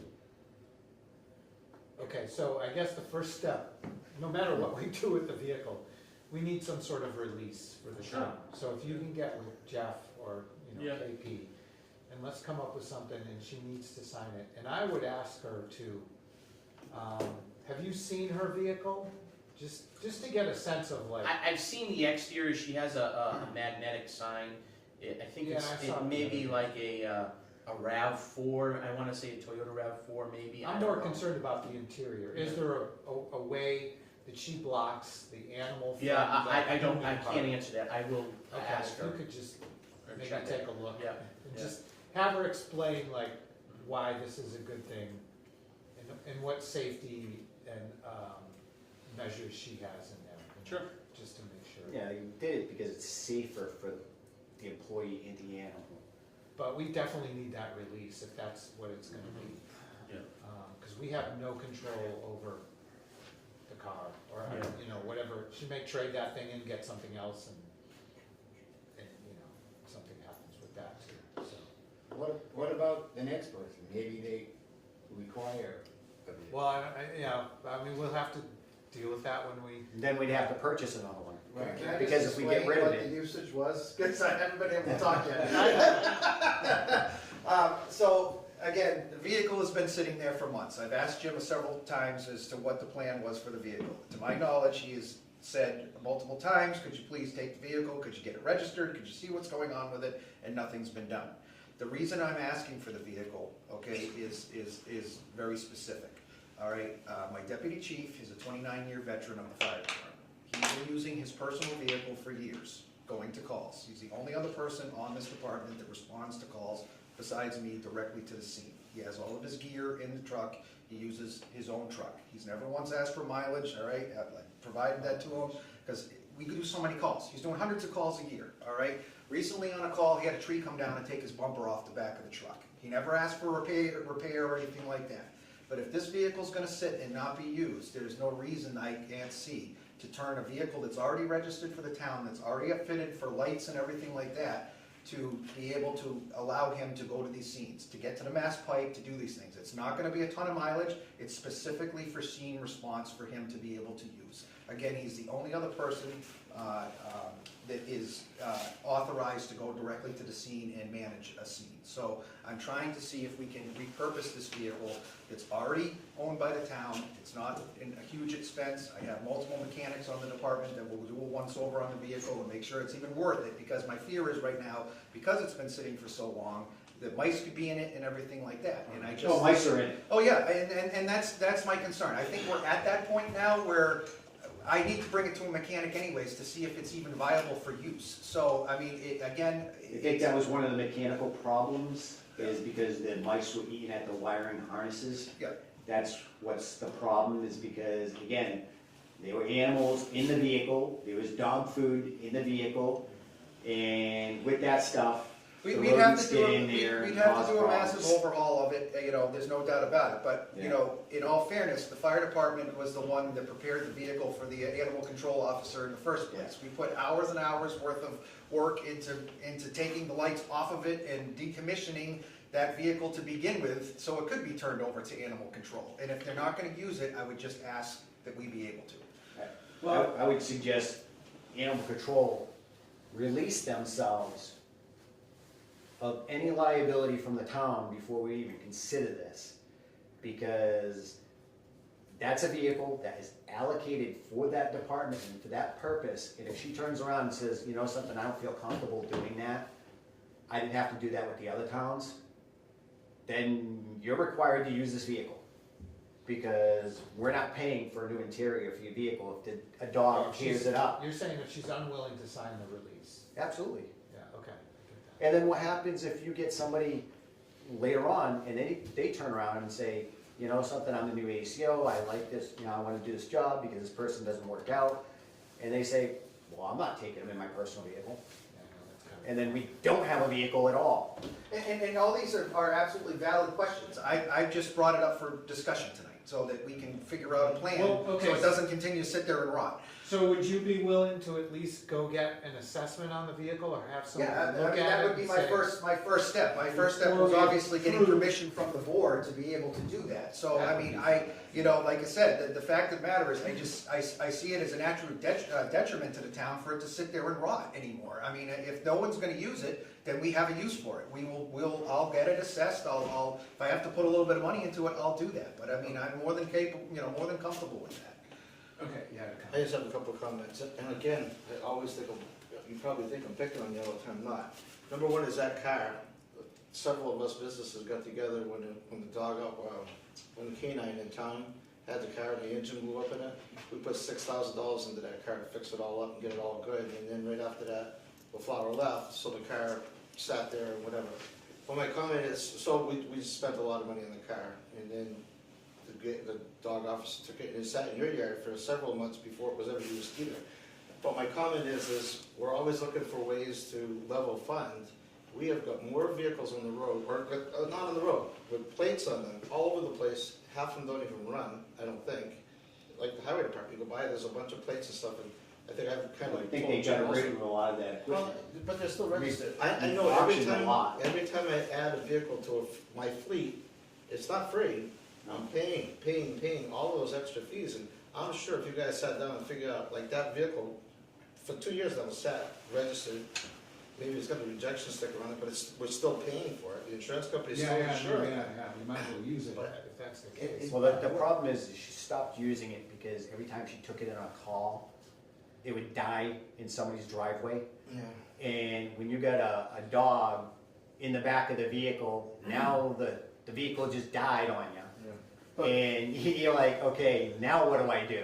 What about the pickup? Why don't you let them use the pickup? Because that's used every single day at the station, every day. And we can't sacrifice that vehicle, that use. I am old because I look at back, like you had said earlier, things aren't the way they used to be. Even getting grants, I'm opposed to grants because when you get a grant for a vehicle, I'm talking about vehicles. When you get a grant for a vehicle, we get a vehicle that we've never had before.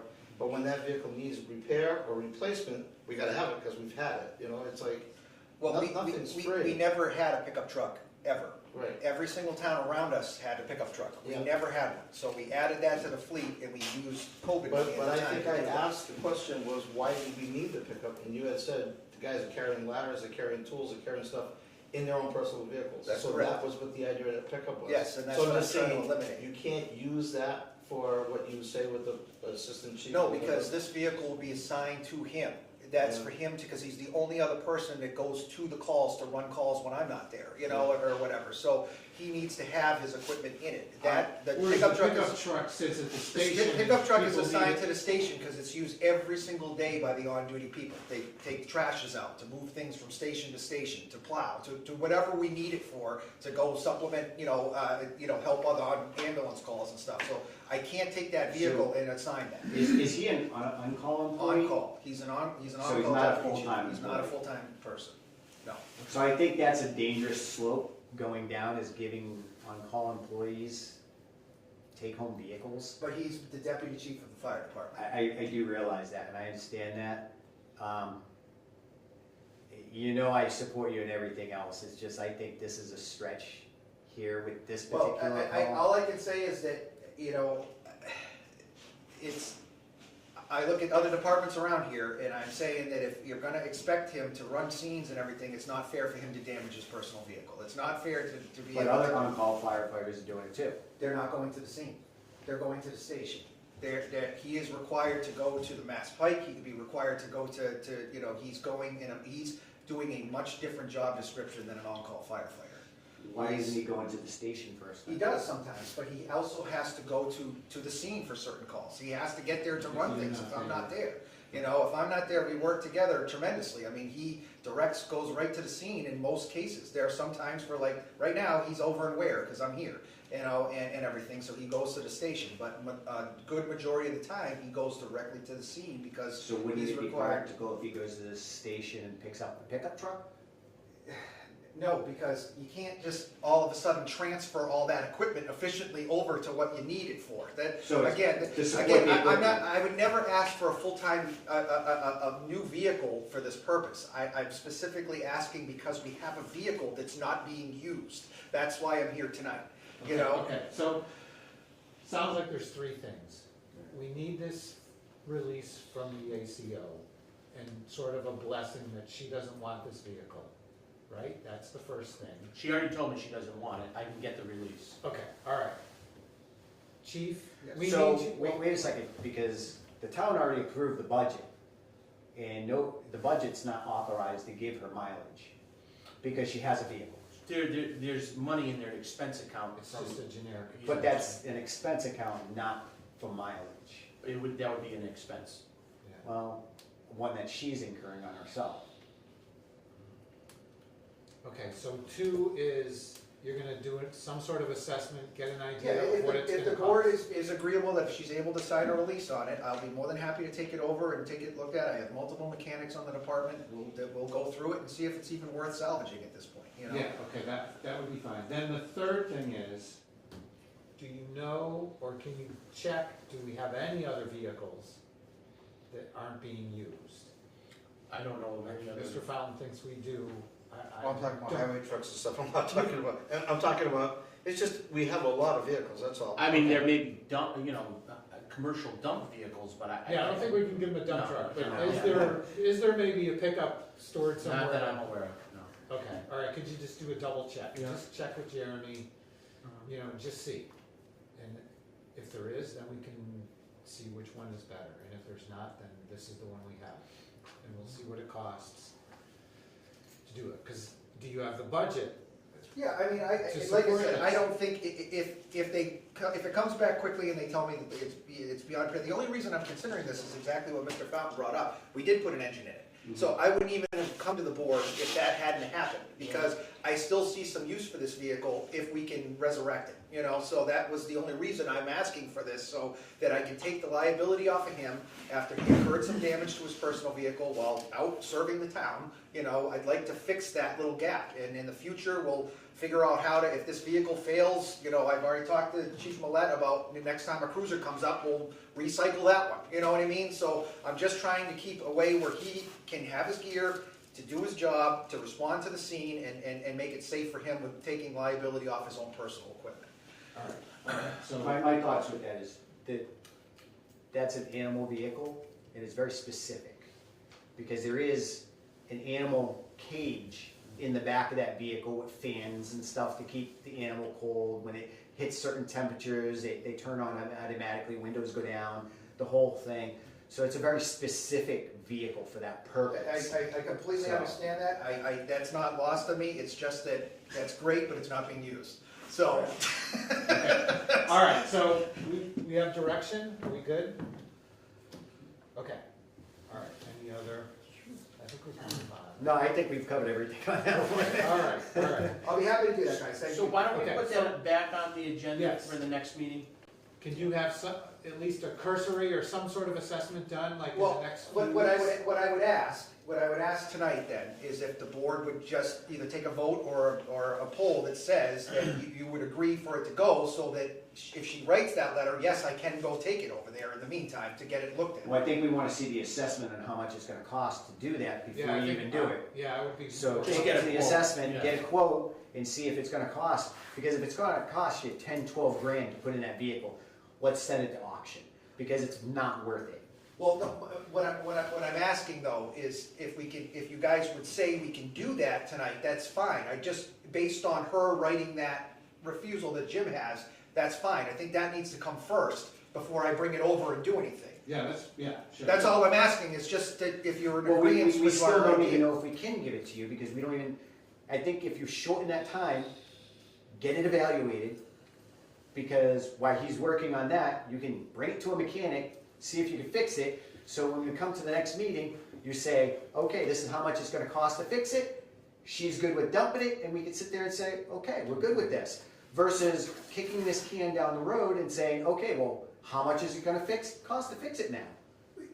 Okay, I'm not explaining this. What I'm trying to say is that I will be happy to do that, but I'd like to get permission from the board so that, because if she comes back and says, I'm not gonna sign anything, and I've already brought it over to do it, I put the cart before the horse. So I'm just asking for the board's permission to say that, yes, you can go ahead with that as long as she signs that release. That's And fine. then I would bring it, as soon as I know that that's gonna happen, I would bring it over to get looked at. I don't wanna do that before. Coordinate with him. Yeah, I just don't wanna do that before, bring it over there, if all of a sudden she says she's not gonna, you know, that's not what she wants to do and stuff, because then I've just wasted the time to do that anyways, is all I'm trying to say. Okay. That's, All right. Well, of course, we need to get it fixed anyways, so So if the she first- wants it, we gotta get it fixed. Yeah, so the first step is talk to her. get her if you design. want, I'll bring it over, I will do that, if the board wants to fix it either way, I guess I can bring it over and get it looked at. I was just trying No, we to don't do want it in the to do that. right, Well, in the no, right order. That's actually a good idea, because either way, we'll know how much it's gonna cost to fix it. Because if we turn around and say, okay, she does want it, but guess what? It's gonna cost $12,000 to fix this thing, to get it roadworthy. Then we might wanna sit there and say, well, do we really wanna dump $12,000 in a vehicle that's 126,000 miles? You know, we might wanna look at another option at that point, because it might not work out for him or her. So either way, we need to know what's wrong with it, if we can even fix it. I can Get it going. have it looked at, I can certainly do that, you know, we'll have to jump it and everything like that. I can certainly do it, but, you know, my. Because I know the mice have done a lot of Well, damage. and again, my understanding is that one or both of them were asked to bring it for an inspection and get it looked at, and that just never happened. So, you know, before it fails completely, or we have no chance of anyone using it, I'd like to have that done. All right, so you're good to go ahead and get it assessed. And we'll work on, Jim, we'll work on Okay, thank you. the release, which we really need. Thank And you then for- next meeting, we'll have this on for a Yeah. final vote Yeah, to determine what the What to do with it. disposition of this vehicle is going to be. yeah. Can I just ask the chief one question? Yes. Have you checked with, what the heck's his name there, Steve Crystal, is there anything the state has that? I mean, I certainly can, you know, I can put, I was gonna put the feelers out to other fire departments to see if they had any repurposed, or police you know, departments, that was my next step, if Yeah. this didn't work, but I didn't wanna take that step when we had a vehicle that wasn't being used. But, so certainly, if this comes back and it is a $12,000 or $15,000 fix, my next step would be to find another option, but I felt that we had an option in town, and that's why I wanted to bring it here Maybe you tonight. could sell the car that's up there and give her the money to buy something better with less mileage. Well, yeah, Yeah. You know? I mean, like I said, we, you know, we did a lot of work on it originally before Tammy took it, you know, so we're familiar with the vehicle, because we, you know, put a lot of it together, or took a lot of it apart, I should say, in order to turn it over there, so. So the good thing we do have going for us is it is a canine vehicle, and those are rare.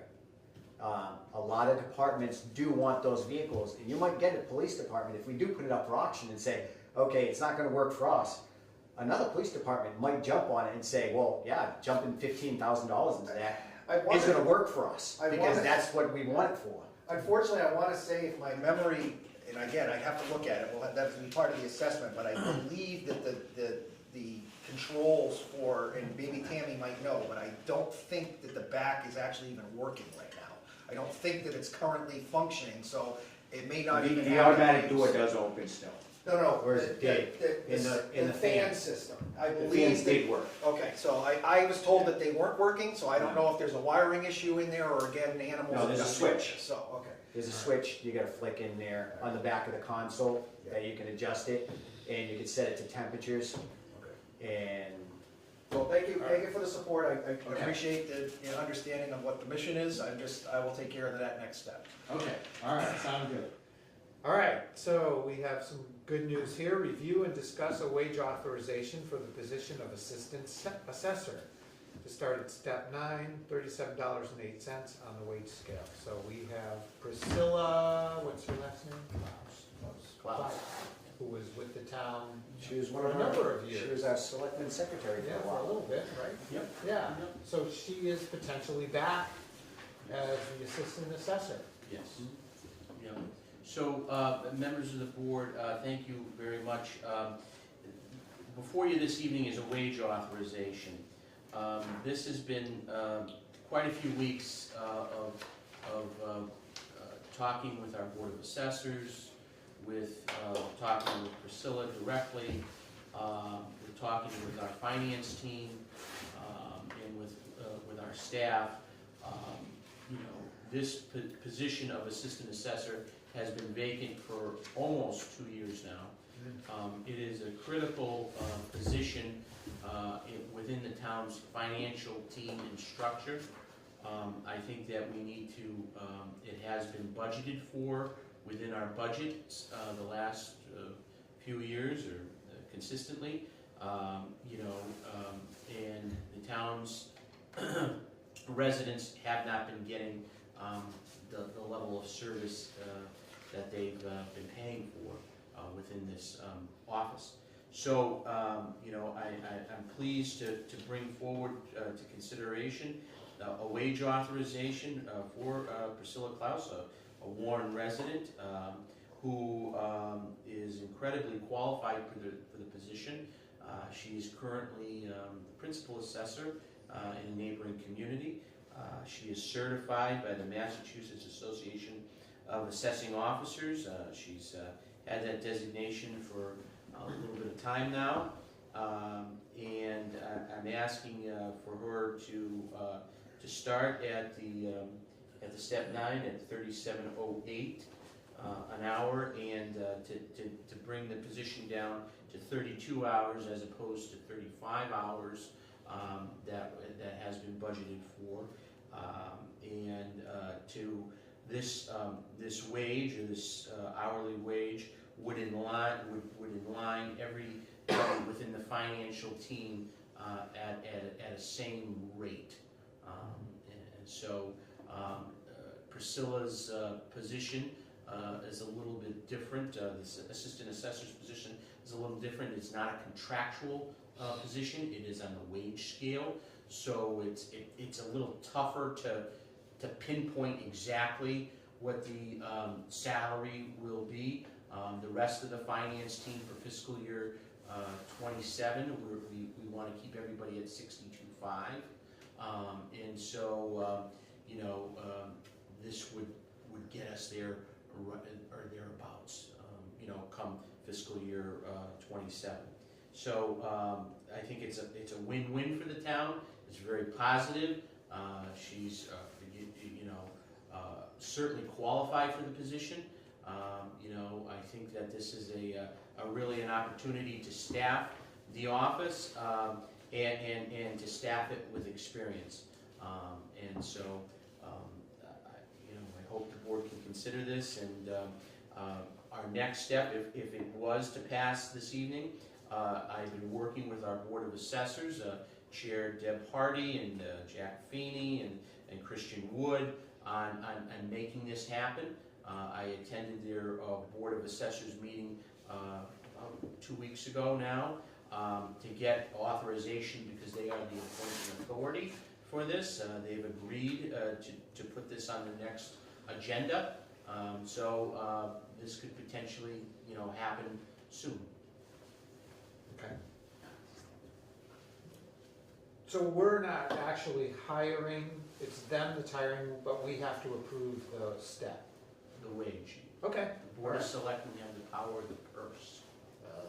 Sounds I don't carry a purse. Yeah. But you have Sounds cool, I agree.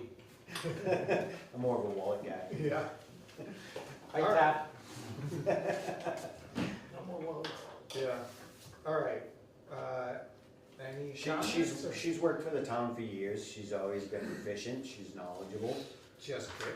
She's good qualifications. She's, the only reason she left the town was to move up in her position and get more advantage elsewhere. And, I always commend somebody, if they can go somewhere and make more money, then so be it. But this seems to work out for her. This is what she likes to do. She likes to work with numbers, and I think she's a good fit with this. You've never had any issues with her? No. Great person, agree. All right. This case. Is there a motion? I'll make a motion to authorize,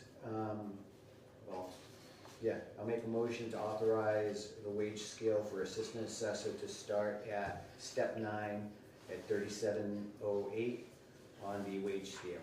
Is there a second? Second, All in favor? David Dufresne? Derek Bailey's aye. Richi Hacker, aye. Motion carries. Thank you. All right, review and discuss a request from the Veterans Agent regarding a change in office hours. Do you have more info on Yep, this? thank you, Mr. Chairman, members of the board. So before you is a note from our Veterans Agent, Michelle Durkee. She is taking on some additional responsibilities in some of her current towns.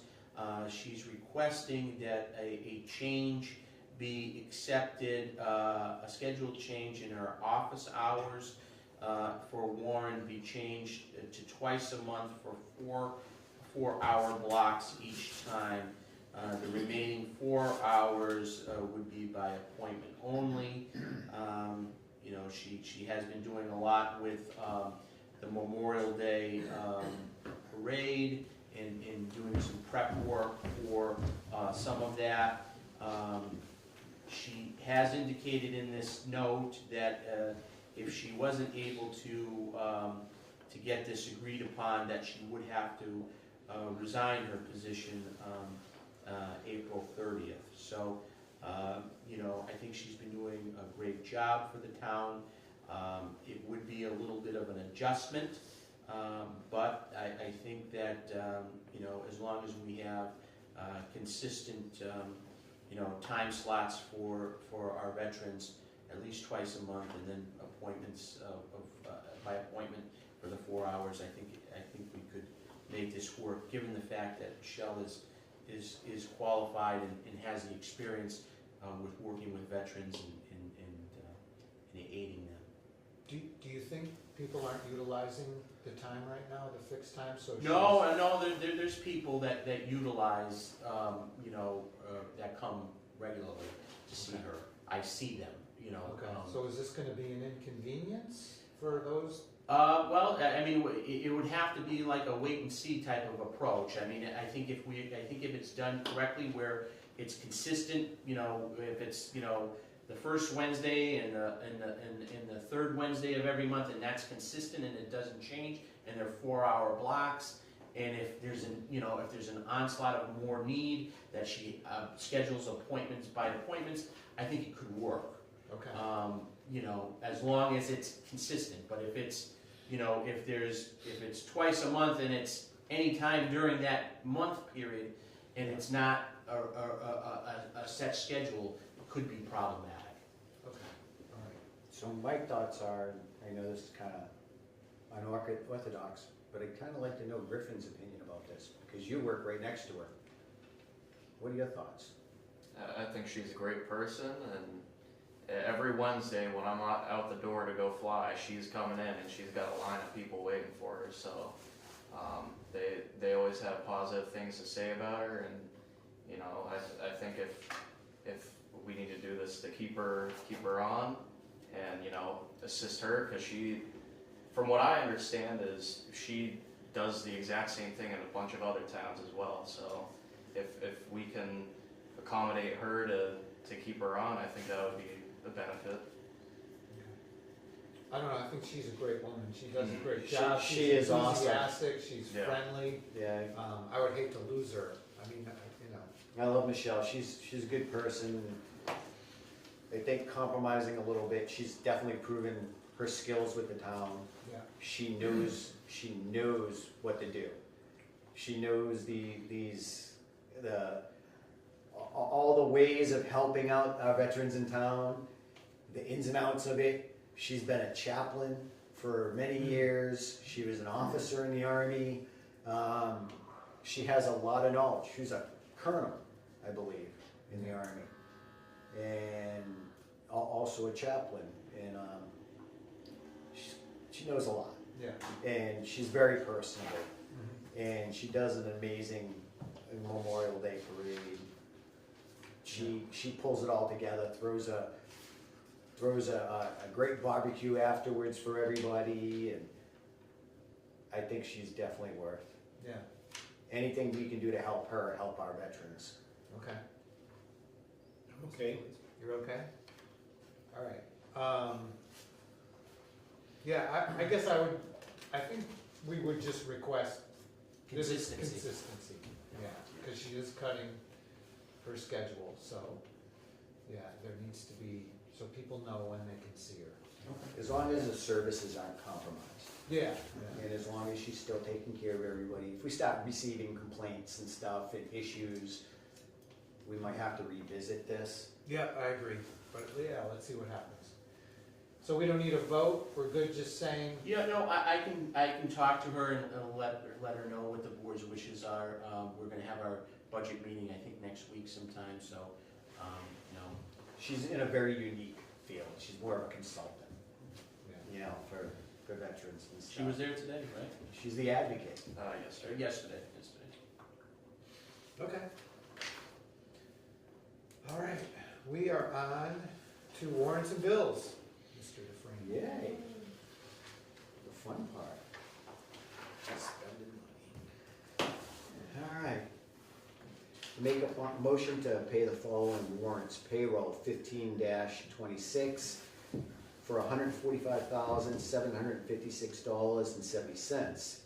Accounts payable 27-26 for $259,834.99. Accounts payable for 2826 for $116,840.85. Accounts payable for 29-26 for $889,750.10. And then accounts payable 29A-26 for $9.59. Is there a second? Second, All in favor? David Dufresne, aye. Derek Bailey's aye. Richi Hacker, aye. Motion carries. Mr. Chairman, for the $9.57, Yeah. 59 cents, that was an item that was paid incorrectly, and I believe that was for a meal, what was it, a prisoner's meal at McDonald's? Oh, yeah. Yeah, So it was a correction. it was a correction, yeah. It was originally billed up. Yeah, I'm like- But it's gotta go to McDonald's. Yeah. We paid $9 to.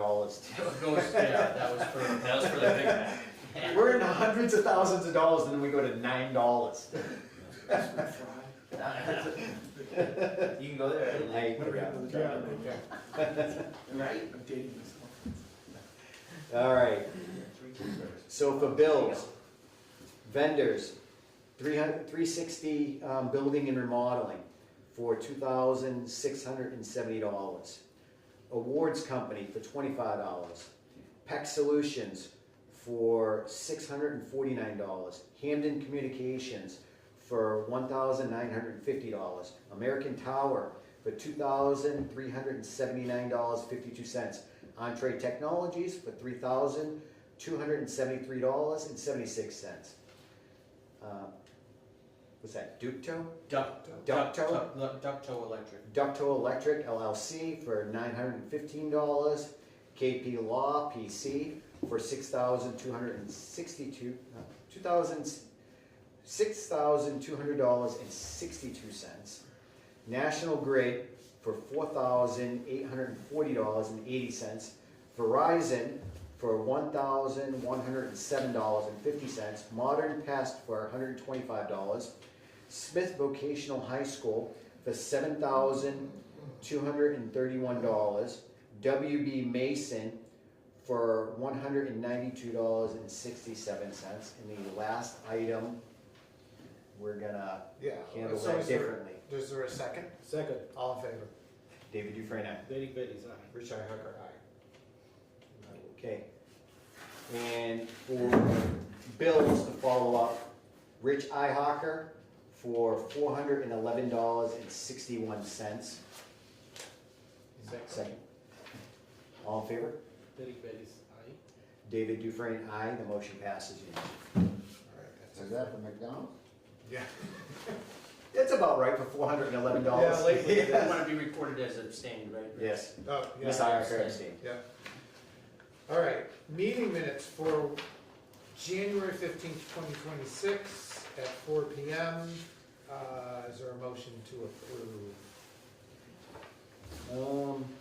I'll make a motion to approve the meeting minutes for January 15th, 2026. Is there a second? Second, All in favor?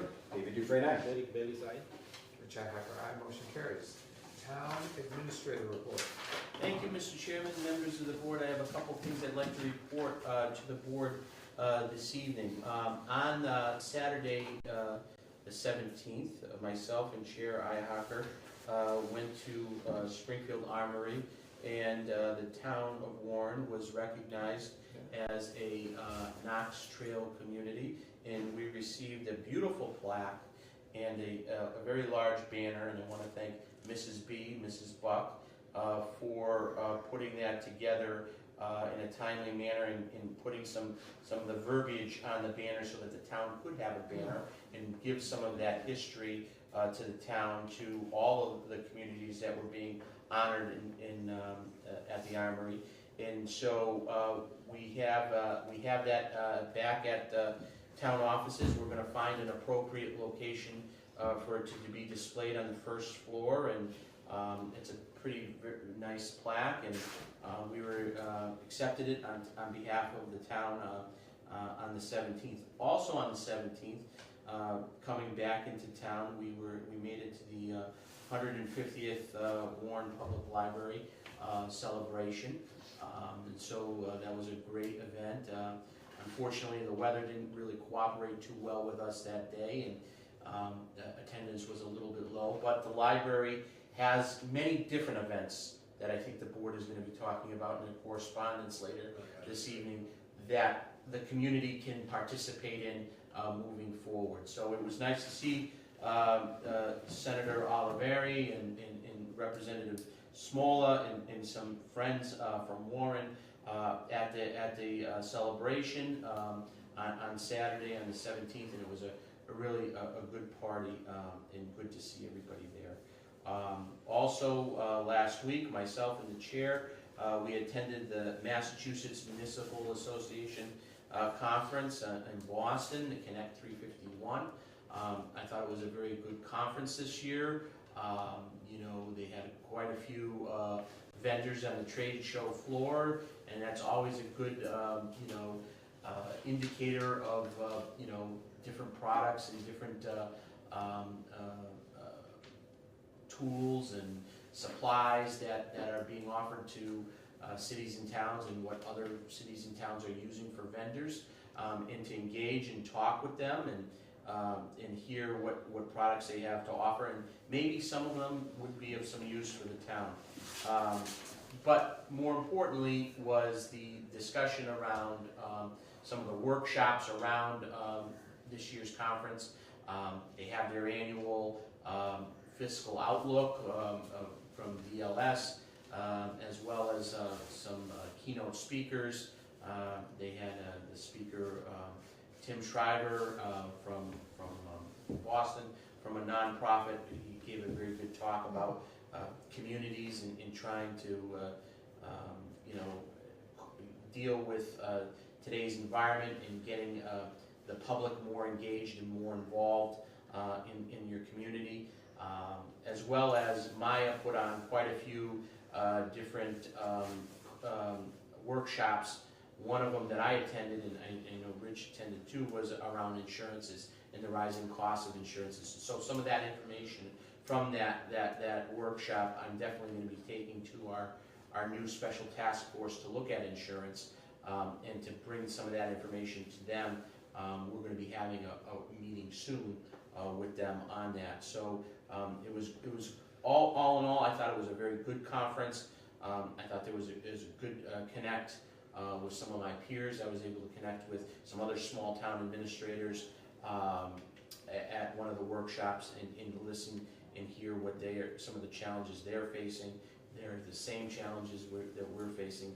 Some are on a little bit bigger scale than others. So it was good to hear that.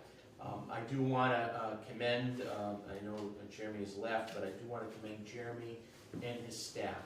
He's got a staff of about 6, and he's got contractors that he brings in too to help out. Local contractors to help clear the snow. And usually, I haven't experienced a storm like this since my tenure in town. I thought my phone would be ringing off the hook. I received one call. And so, it was a large-scale event. I think most people, absent of Facebook, I think most people realize, the impact of the storm, and I think most people appreciate, what was done. I do want to thank the department for their commitment and appreciate their hard work. The generator. So one of the bills that you had just approved, Dutco Electric, was a company that specializes in Generac generators, and they were able to get the senior center generator up in operation. I found them. They're out of East Long Meadow. Very nice gentleman. I called him back in December. I thought he forgot about me. He never forgot about me, and he came out. He spent 2 to 3 hours here, got it up and running, $900. I got a quote from Power Products, they wanted over $3,000. Wow. So, I think it was reasonable. I gave him a list of our generators and their serial numbers and their model types. I said, give me a quote if you're interested in work for, you know, servicing and maintaining them. That's what he specializes in. He specializes in Generac generators. He does quite a few servicing of them for commercial and some for municipal or state agencies. So he also does monitoring of them as well. He offers monitoring. You know, there's a lot of different things, but I asked him to get me a quote. So I am going to get a quote from him as well as Bigelow, and you know, hopefully that you know, we can get somebody to really service it. I did tell Power Products that we've that we're moving in a different direction, and we're not renewing our service agreement this year. The service agreement was set to be signed, right now, in anticipation of having the service work done in May.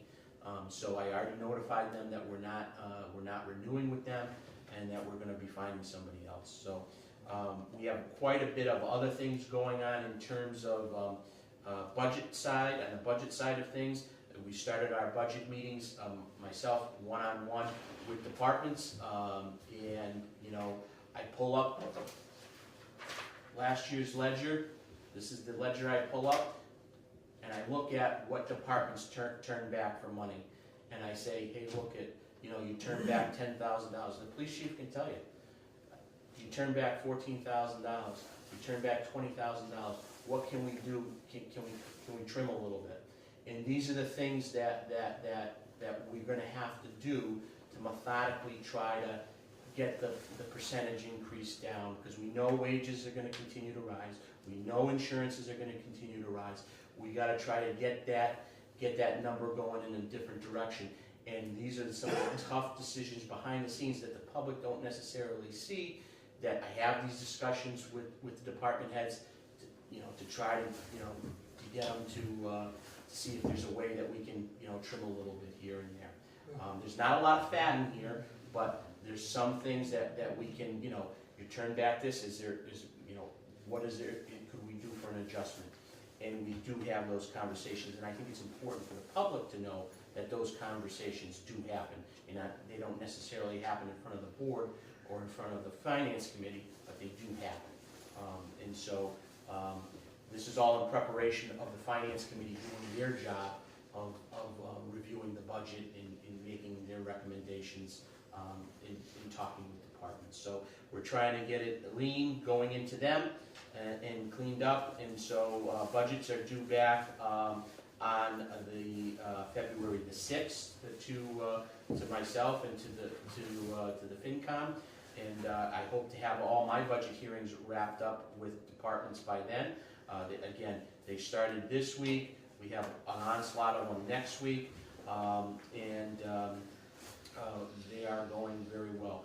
We do have a department head meeting next Wednesday with Maya for our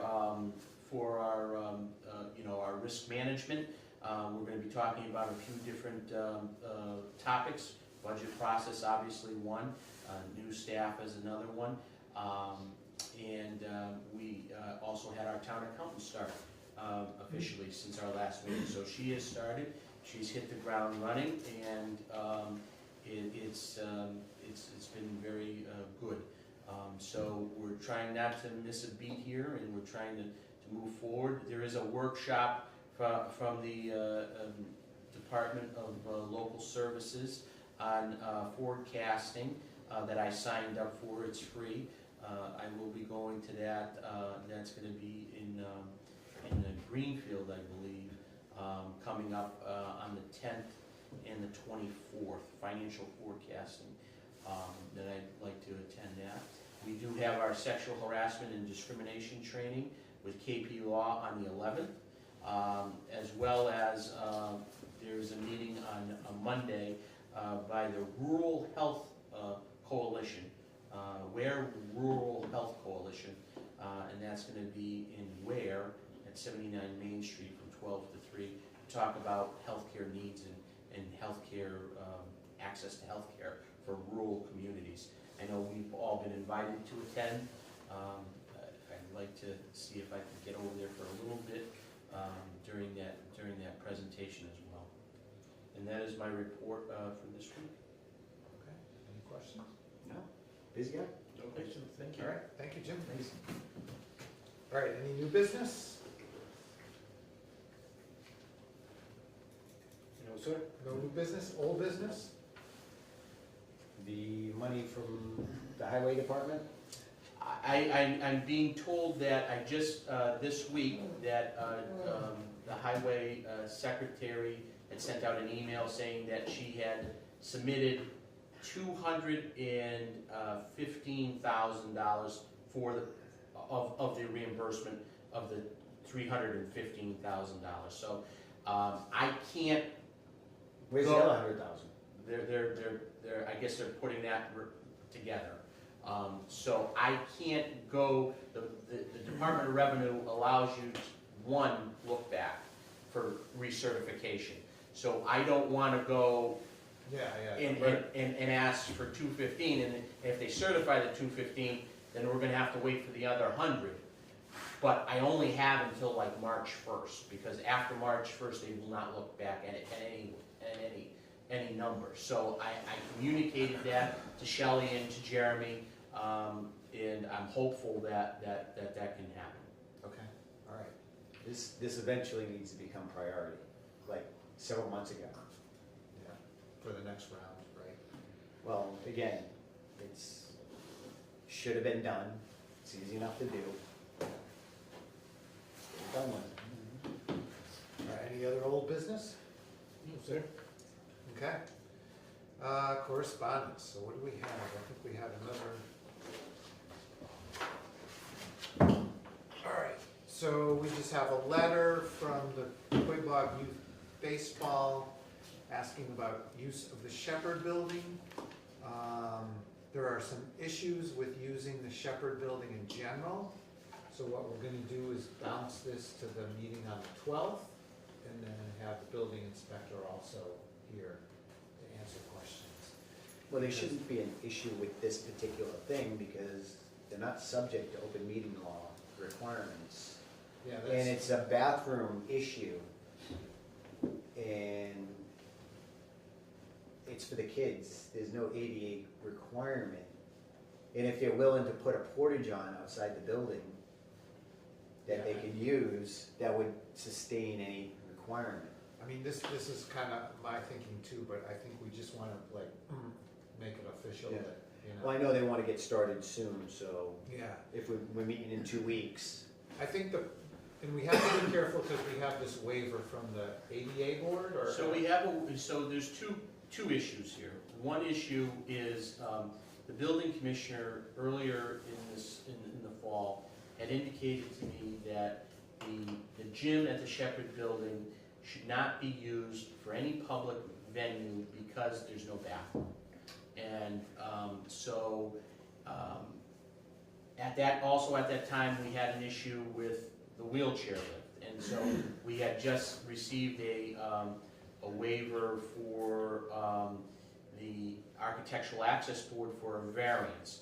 And they said that there should be no public meetings or functions in the building, period. And even though that the wheelchair lift has no access to the building, they said since you have this variance, the building's off limits. So the issue is the bathroom. The wheelchair lift is going to be fixed. The bathroom is the issue, and I think the board needs to have a discussion with the building commissioner to see, if there could be an exception. I did talk to him about a porta potty, and he wasn't too keen on it for a regular public permanent solution. So my question is, then we can't have elections there. And that was one thing that I checked with the state, as did Lori did, and Lori said that there is no requirement from the state, as I did with the Secretary of State, to have bathrooms available at a polling location. Yeah, so we're good with that. Okay, so we don't want to discuss this too much because it's really an agenda item. So, stay tuned on the 12th. All right, so, the Warren Public Library, their next event is Saturday, February 7th, right? So Nellie O. Northrup is gonna talk about teenage life in the 19th century.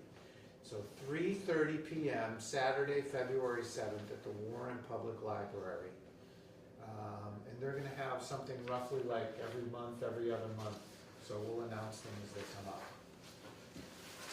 And we got yet another discouraging report about a bridge, but this is in the same area as the last bridge, over by Wrights Mills, South Street. And this one is in pretty awful shape and slated to be replaced at some point. So that's that. What else do we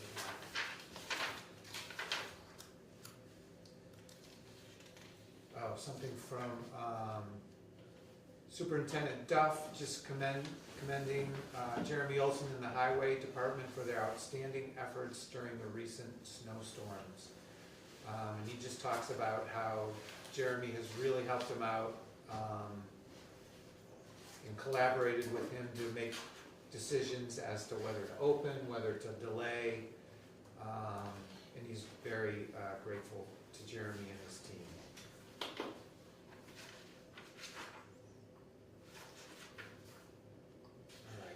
Oh, and you already mentioned the rural health meeting, which is February 2nd from 12 to 3 at 79 Main Street in Ware. That's it for correspondence.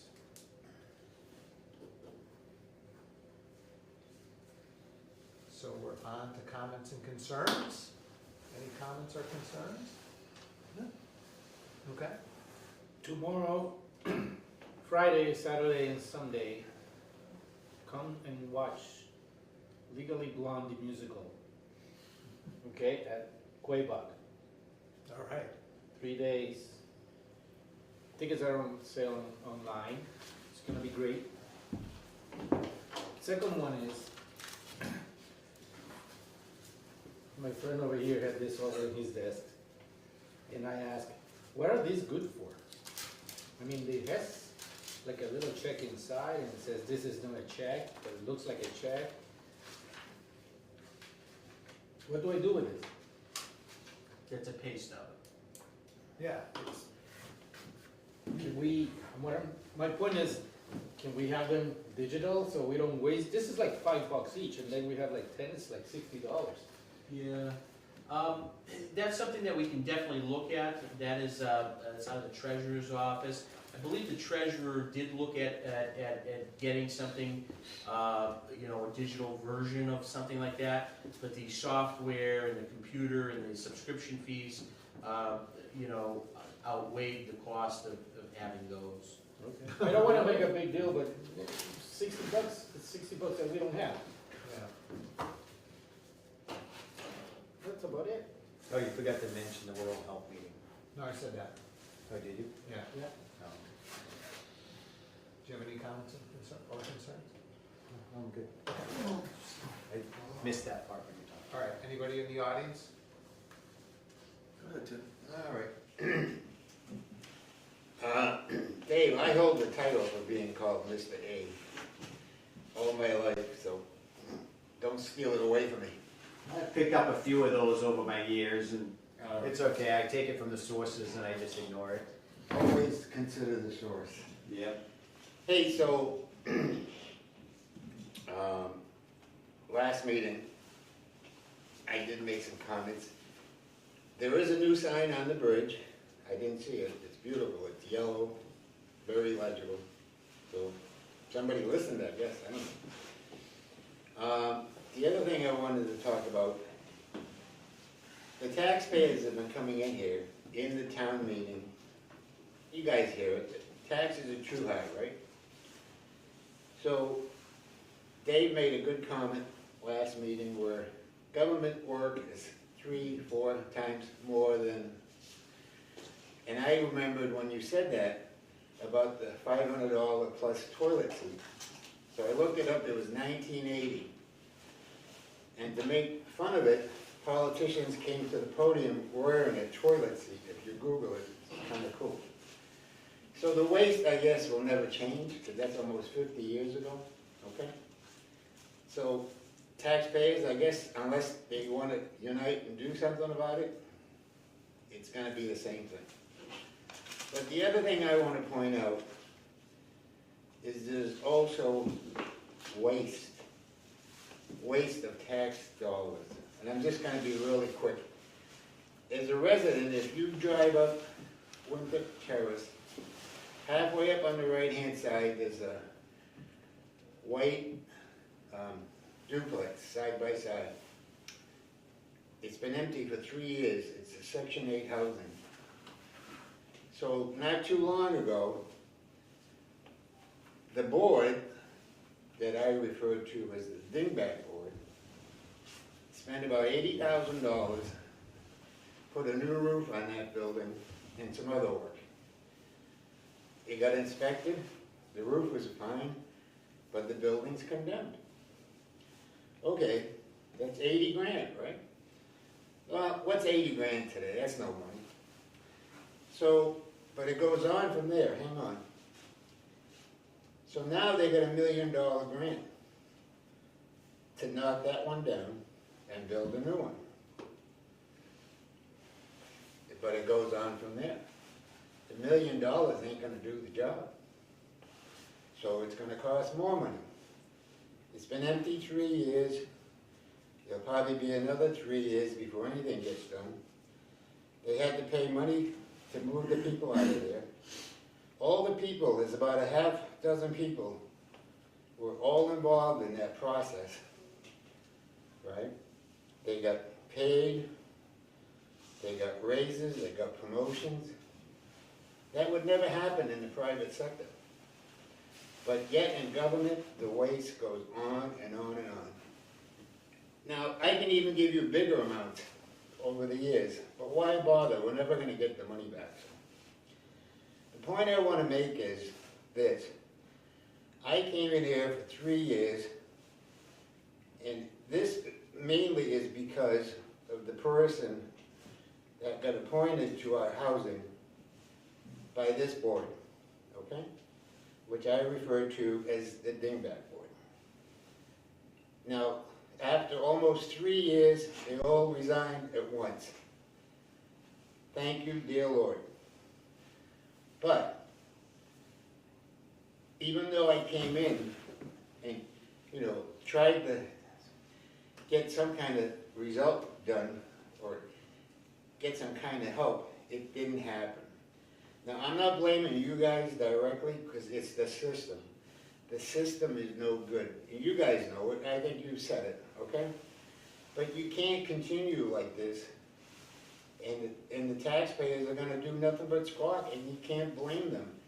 Why do you wanna waste all this money? You gotta do something about the system.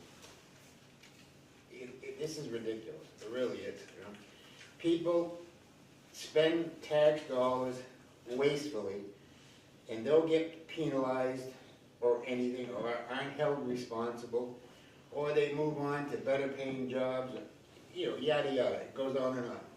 Been going on for years, okay? Why is this happening? You guys have said you can't overlook everything, you can't oversee everything.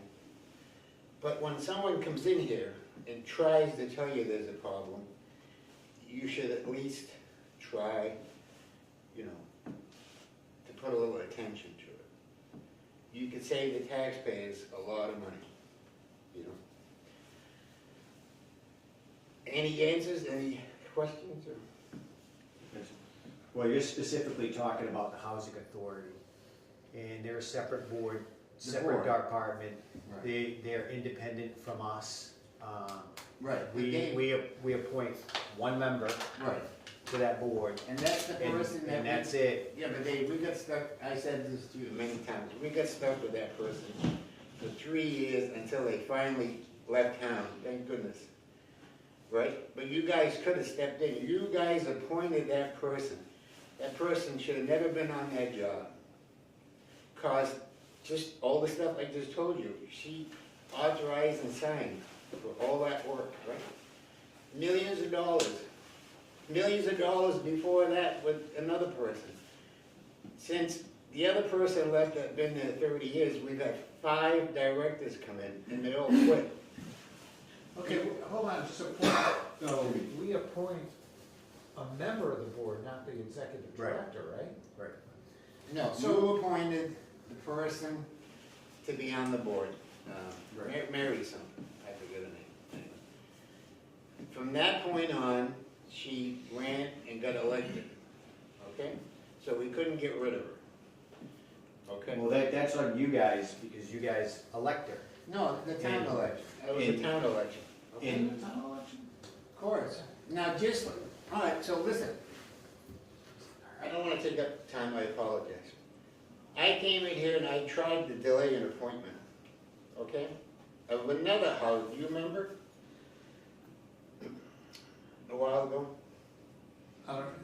Yeah, no, you guys could do a lot of stuff. I can guess who you're talking about, but I don't know for sure. Yes. You can't, I I don't work on subtlety. I asked for a delay for 1 week of the appointment of a gentleman to the housing board, okay? Yeah, since then, he's passed away. So, I'm not gonna talk bad about it. Right. But I asked for that 1 week, right? All I'm gonna tell you is, my conscience is clear, because I knew the history of that gentleman. The last place that gentleman should have been at is the housing, okay? I think maybe you can read between the lines. Are we gonna allow for this? Yeah, because this is my last time I'm coming here, Ray.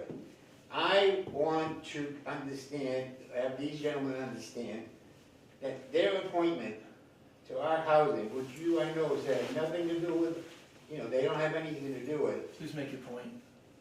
so They Tim, can I appointed- just address one thing real quick? Yeah, The financial aspect of it, anytime it comes to town stuff, it costs a lot more money because we get paid prevailing wage. Right. We are held to a higher standard right. than residential work. So it's gonna inherently cost a lot more money to do anything when it comes from the town, a municipality, Yep. or some of those projects, because some of these things, when it hits certain thresholds, we have to have them bidded. I understand that. There's all kinds of requirements. Yes, we think it's a lot of money. Yes, I think we all think it's a lot of money for $30 million for a public safety complex. It could probably get done by a private person for a fraction of the cost, but we don't have that I opportunity. understand that part. We have to go by the rules, regulations, and the guidance that we're given by the state and the federal government and procurement laws and everything else that No, I goes get into it, I this. get all So that. it costs Yes, money. I understand, the $500 toilet seat, like I made in. Yes, Right. and we don't agree with it, but But when we you, still have to adhere when to you it. have people telling you that there's waste going on, bad decisions, wasting tax dollars, right? And you guys appointed that person, again, right? You did, you appointed her to the board, and that person wasn't any good from day one till 3 years. Cost the taxpayers a couple of $1 million. Why can't we bring that forward to you guys and you guys look at it? I know you're busy, you have many other things to do. you Because got your own they're an independent board. The thing is, we appointed one person, how many members are on the board? Well, there's 5 normally, right now we only have 3. All right, so we appoint somebody and they do what they do. There's a Right. board of 5 people to keep each one of those people can keep the other 4 in check. No. If they all worked in concert, then, They keep me in line all the time, or at least the best they can, but and how can you say it's one person, because Because it was that one. 5 people. Because that one person was the chair of that board. And the other 4, as I refer to, were dingbats. You know what a dingbat means? Yeah, I mean, it's not really helping the conversation. Well, it is because it costs the taxpayers at least $2+ million. then You guys run this Tim. town. No, we. Tim, if you don't like it, run for the office and change it. Yeah, Run there's against them nothing we and can do change with it. that board. Okay, It's completely independent. last remark. Ray's getting a little nervous over here. you remember making a reference to a selectman and chair at the time that was taken down? You said, referred to it a few times. Do you remember? We had a selectman who was chair at the time that was taken off the position. Do you remember? Nobody was taken off position as chair. Yes. Was, Ray, do you remember? I don't remember. You made a reference to it a couple times. We've had selectmen that, they weren't taken out, they just didn't run. No, it was chair at the time and he was taken down as chair. I don't remember that. I don't know. The chair rotates roughly Right. once Yeah. a year, so Right. every He was year. selectman and he became Every chair. election, we try to change it. Right, and he became chair. And then the other selectmen, the other two, I forget the term, they took it down. Do you remember? How many years was it? 4 or 5, maybe 6? No, we were all here 4, 5, 6 years ago. Maybe 7? And frankly, Longer than they that, could yeah. have a vote right now, I think, they Right. could have a vote right now Yeah. and take me out Yeah, and right. install Derek, or it Right. could be a coup. Right. I'm gonna install Tim. Yeah, we're gonna install You you. don't remember that then? I don't remember that. No chair, to my knowledge, has been I'm removed. pretty sure you referenced it a few times. But anyway, that chair was taken down, right? You know, no, I can't be, Bob, I think, was it Rob? Who? Robert or Bob, but anyway, that chairperson, right? You say for me to run for an office or whatever, right? That chairperson was taken down, and this is from the horse's mouth. The reason he was taken down, one of the many reasons, but the top reason, he was running up a tab with the attorney, a big tab. Okay. And he was my neighbor, living in housing. So again, I know nothing about that. Everything that we do here is voted on in front of you, and we all vote on these things, and we all consult. Exact So, And Bob- Jim is a great, Jim is excellent. A double Exact point, you guys don't know that much, and I don't expect you to know it, because this is a lot of stuff that happens in the background. Just like there's a lot of things that happen in the background of this board that the public doesn't get to see, and this is the problem, you know?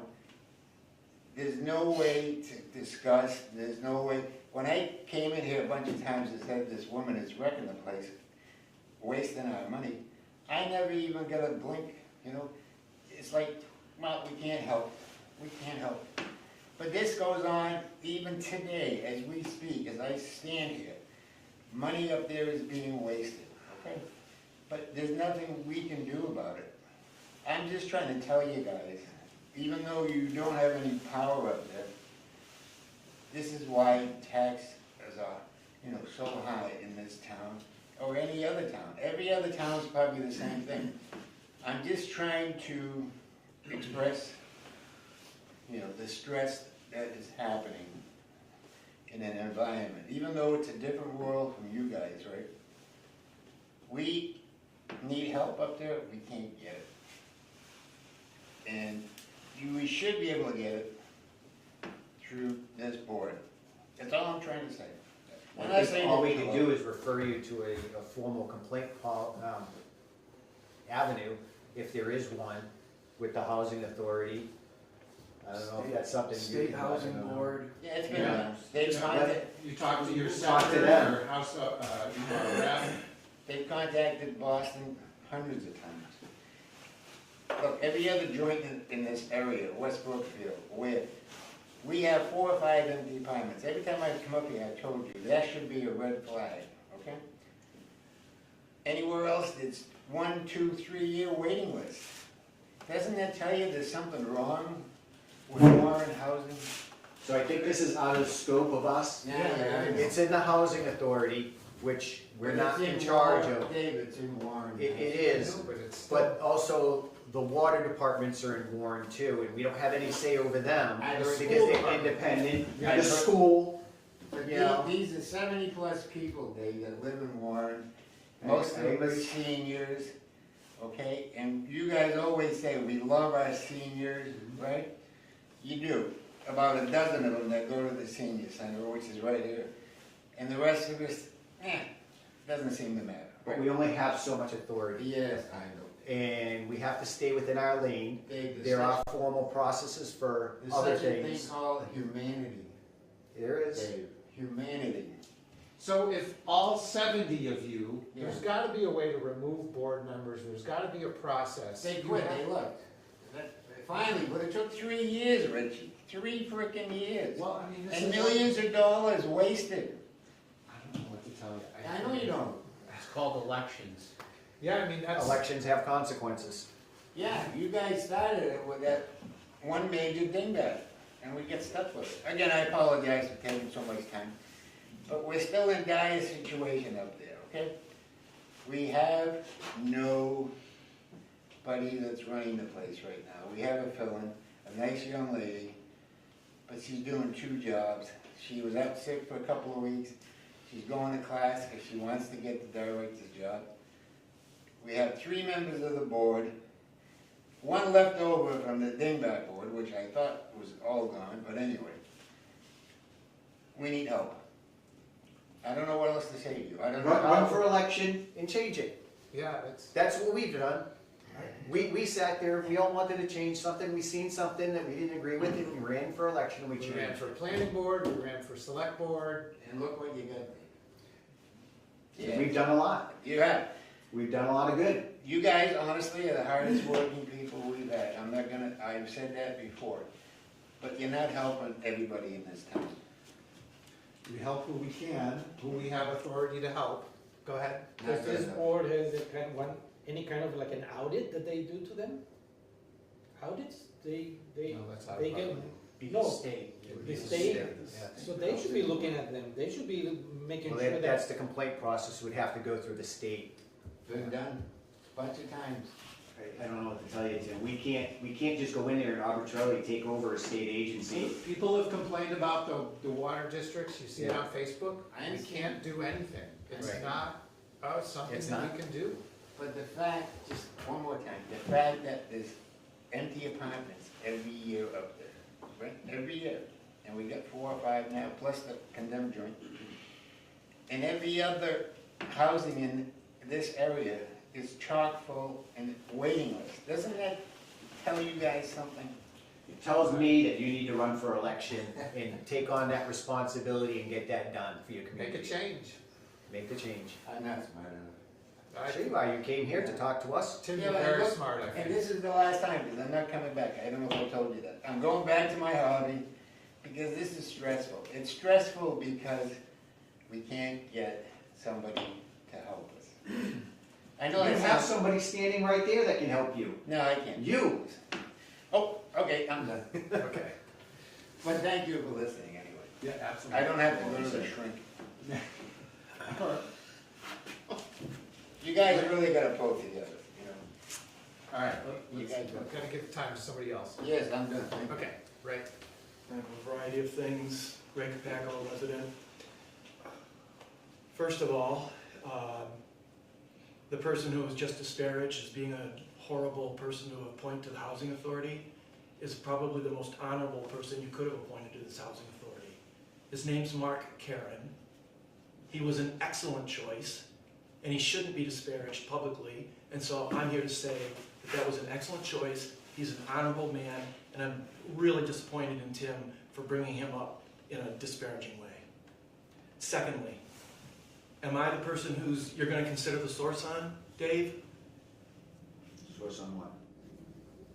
Well, you don't want to take his asshole reign away Oh, from yeah, him. when you called me that word. I So you're going to source. consider me the source? Oh, yeah, you said it. Yeah, I did, because it's, So I because consider it's the a source. valid critique I can of what say you that did, about which you I'm going too, to sir. address in a moment. I'm sure you will. And so you're going to consider the source Yeah. and just disregard it. Oh, That's what yeah. you said, just disregard the source.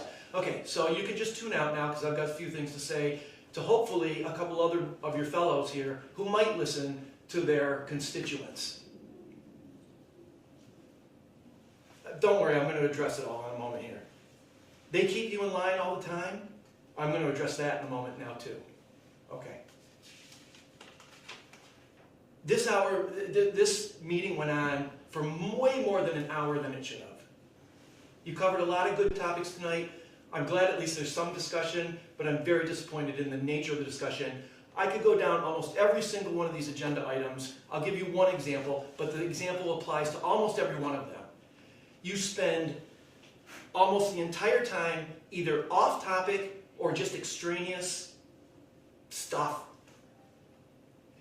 It's fine for you to give the Board of Health input about the grant they're looking for, but it's not your job to decide the grant. You have input that you give to them, and you let the review the request. Hold on. Statement of work about the glass container and the waste shed. That was to approve. A work order, right. So give your input. You either approve it or you don't. That went on for 15 minutes more than it should have. And so you have a Board of Health for a reason. It's for them to administer the grant. So you either approve them to proceed with it, and maybe with some stipulations, that's fine, but you don't need to discuss about whether it's going to sink in the mud or anything like that. You've got a Board of Health to do that.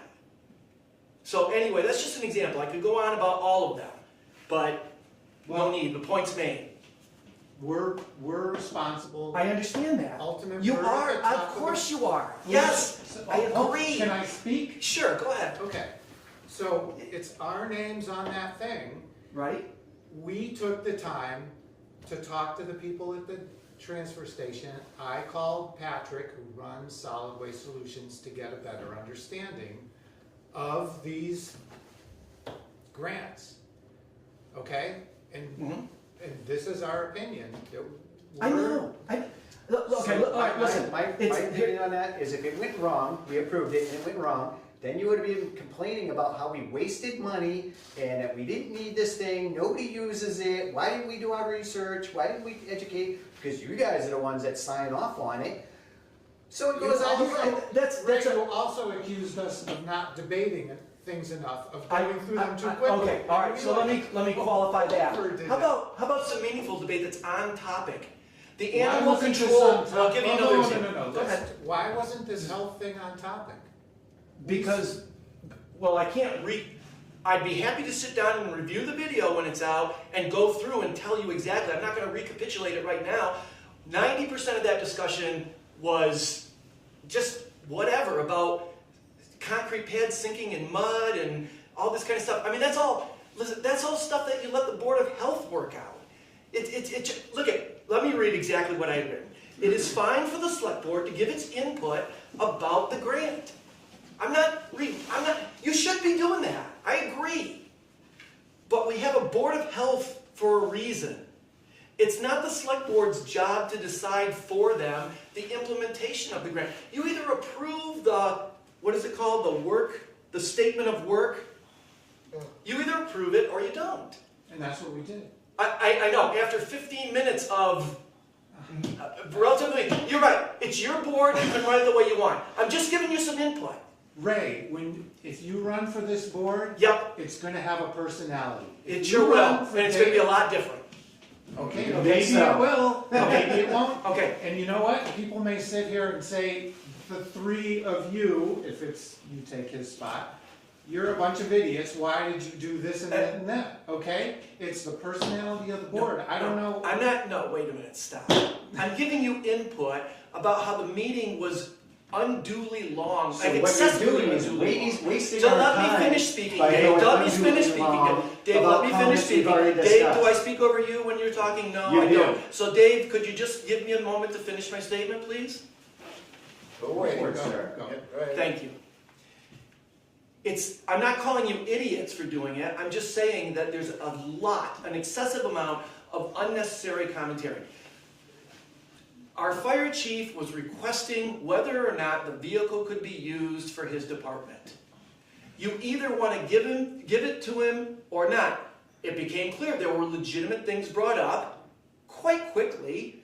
We need to clear things with the animal control officer's situation first. So, why did they have to go on for 20 minutes?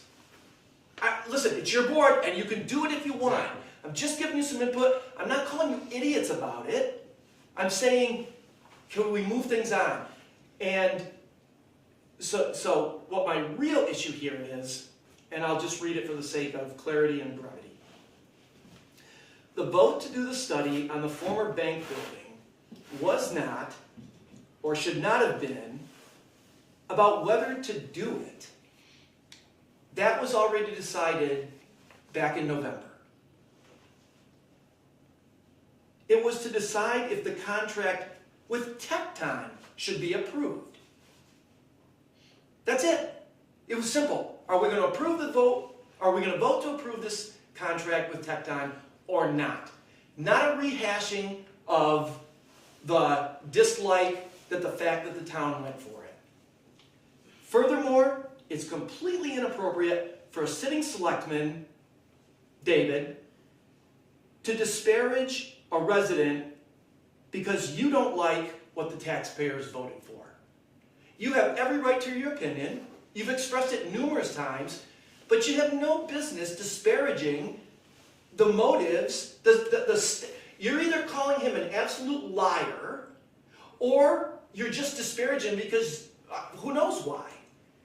That is not fitting to a sitting selectman. It's bad behavior, and shame on you two, Rich and Derek, for not calling out his unacceptable behavior. We've been through this privately, and you know what I'm talking about. There's only one real way to hold Mr. Dufresne accountable. That's the ballot box. Thankfully, the town has only 3 more months of him as a selectman. In the meantime, his fellow selectmen should be holding him accountable to meet the standards of his position. I've said it before and I'll say it again.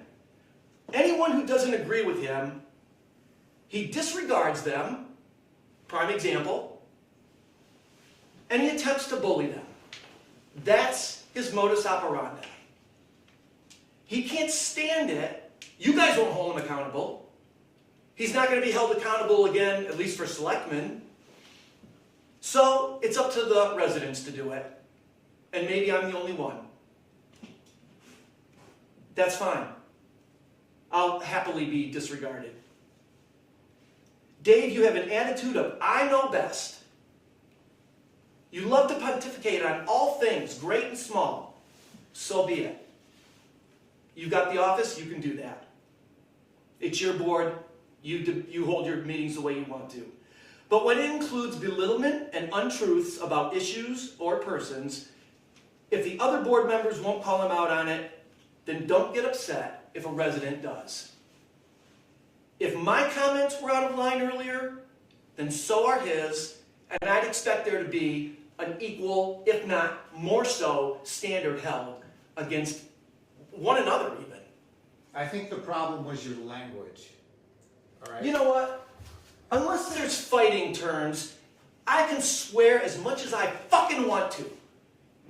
Right? That's all on me. That's unbecoming to me. I get it. But there's absolutely nothing wrong with my language. It's called free speech, and if you don't like it because it's difficult to hear it, okay, fine. The public can hear me saying that and make their own decision about it. Okay. But I agree with you. I'm not advocating for coarse language. Ray, people have been thrown out of this room before. You know what? And if they do, they're subject. Okay, great. Well, if they were, that is not. I have every right to use whatever language I want to, as long as I'm not inciting violence. The history. Would you be willing to hear someone with some authority to speak to that or not? Hang on. Would you like to hear? Answer my question first. So it's getting out of hand now. Okay, all right. Can I address a couple things? Well, hold on. Something's been said that I'd like addressed. Yes, so the history of this room. Chief, He can call you out of order if he wants to and have you removed. Oh, okay. And all I'm going to say though is that does leave him susceptible to a rebuttal through the legal means available to me. It could. It could. I don't disagree. If the chair calls me out of order and requests that I be removed from the room, you have every right to do that. But don't think that it doesn't have constitutional implications. Just a moment. And it's a grade school move to ask that I have a motion to remove me from the room. I'm not unruly. I did use coarse language, and I shouldn't have. Right. Okay? And I did it a second time only to make the point. You know I don't normally talk like this. All of you know me at least a little bit. I'm totally frustrated with what I see going on here. And I'm very frustrated about my real issue was this disparagement that happens in public about persons and issues, untruths that are being told, so on and so So Ray, forth. can I get to that? What did I say that was untrue? Point out one thing that I said that was untrue. Tonight or ever? About Mr. Butler, point out one thing that I said that was untrue. Okay. When you publicly say that Mr. Fountain is looking for millions of dollars for the bank building, you've said that before in public meetings. Okay, he asked us for $700,000. When you say that he's asking for millions of dollars, $700,000. at one time you said $5 So- million, and then in the so, same no, I meeting, never and said then in $5 the million. same meeting you said $3 million. He's going to be looking for $3 million.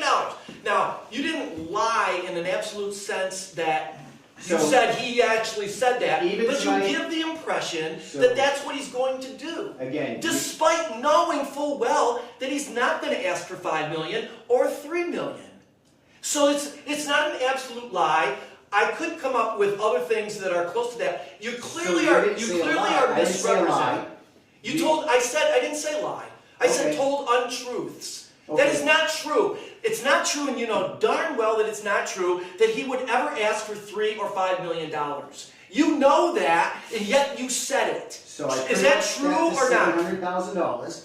So Tonight you that's- said $700,000. And that's what I've been pretty consistent with, is $700,000. Okay, what about my So- I've made an assertion that you publicly said $3 million and $5 million. Do you deny it?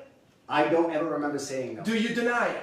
I don't ever remember saying no. You can't deny it though, I can you? remember And I do $700,000. remember, and I will show it to you if you want me to. You can show me it. Okay, so is that a truth or an untruth?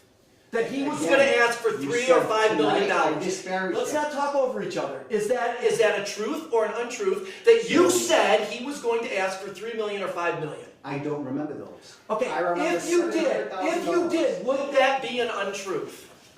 No, Why not? because I don't understand the context of what it was said in. Oh my gosh. Okay, all right, go ahead. So, What else do you again, have? We're talking about tonight, so you said that I said some untruth or whatever, which doesn't even pertain to tonight, because you can't even say when it was said. I Oh said my $700,000. So what's the other untruths that I said, or disparaging things? There were none, Dave. There were none. There were none, okay? Then you were disparaging me No, I wasn't. by No, I saying wasn't. that I said No, because I'm things being, that were because I'm not clearly, true or disparaging. you can tell by the tone of my voice that I'm being facetious, Dave. Well, then Okay, tell us. so it's not time to, yes, I know. Let's wrap this up. What else do you have to say? I'll come up with a list of the untruths that you've made over the Well, past. thank you. several I would times. like to see that list so I can abut them. Sure. And. You mean know, rebut, but not abut Yes, them. thank you for correcting me. Yeah. My rebuttal on those. You're welcome. I guess you Uh, considered me this time, huh? Okay, Well, listen. no, I really don't consider you ever. We've gone Okay, this okay, far. all right. This is Hang on, we've gone this far. He made a couple of comments about me. I would like time to say something, please. Let's get this over with, all out. He's frustrated. Mr. I Chair, was Mr. frustrated. Chair, Mr. Chair, if I may, there's adopted rules by the selectmen. Yep. And there's rules of when people can talk, and time limits within those rules. There are selectmen, and they're posted, okay? Yep. And it's right on the town's website. 3 minutes. We would like to have that enforced. Okay. You wanna go back to 3 minutes, Jim? Is that what you're saying? That's the rules. No, the rule is what End your this meeting. board says are the rules. We went through this crap years ago. They wouldn't even let people talk. You wanna go back to those rules? That's BS, okay?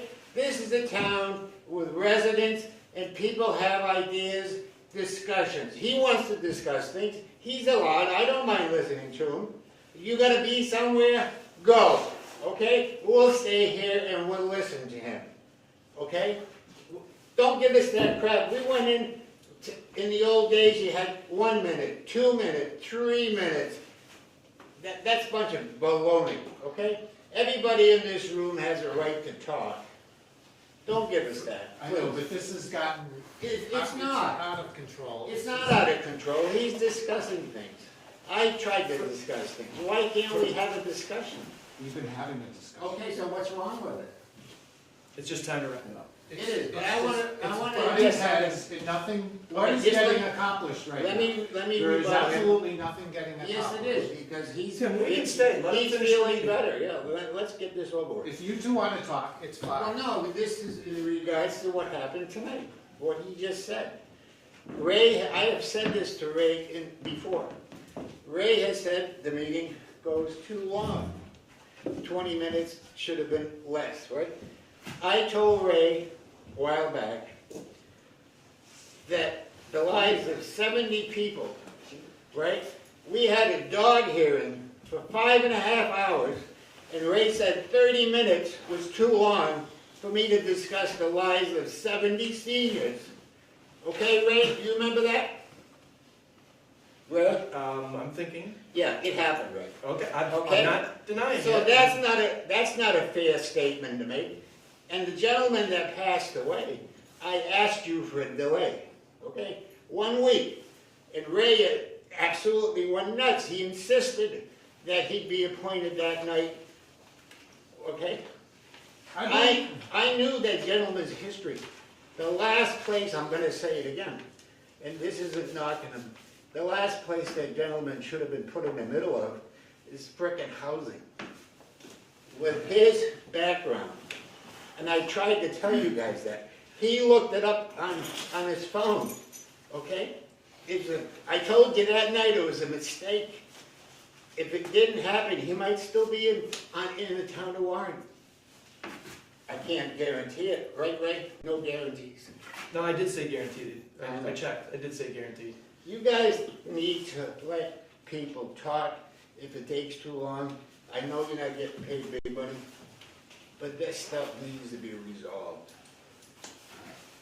Okay. Did you have a comment? Yeah, I'll keep it quick. I just wanted, this is way different than it went before. I actually just wanted to make a positive comment, and I wanted to thank Jim and also Mike Corenzo. Over the last week or two, we've had a couple of maintenance issues at Station B. We had our hot water heater go, the same as the other one went. They're all about the same age now, about 12 years, and they finally just gave up. We also had a heating issue at our Station B of one of our heaters that we had to have service come in. And I just want to say to Jim, thank you for your help getting through that and making the right calls. We had them come in, and honestly, I can't say enough about Mike. He's a stand-up guy. He goes to all this. He's always got a smile on his face and always a positive attitude. And he goes out of his way, in my opinion, to make sure that all of our buildings stay where they need to be. He let himself in and out with all the technicians to fix these things. He was in constant contact with me while we were making sure our heat was up during one of the coldest snaps we had. So I just wanted to put it out there that I appreciate it. I think the other town, department heads and other people see him in the building and his positive attitude, and just a good guy. And Jim, was always a phone call away, so thank you. Okay, our next meeting is Thursday, February 12th, 2026 at 6 PM. Is there a motion to Well, I adjourn? still have comments. I'll make a motion to adjourn. Is there a second? Second, All in favor? David Dufresne, aye. Derek Bailey's aye. Richi Hacker, aye. We are adjourned.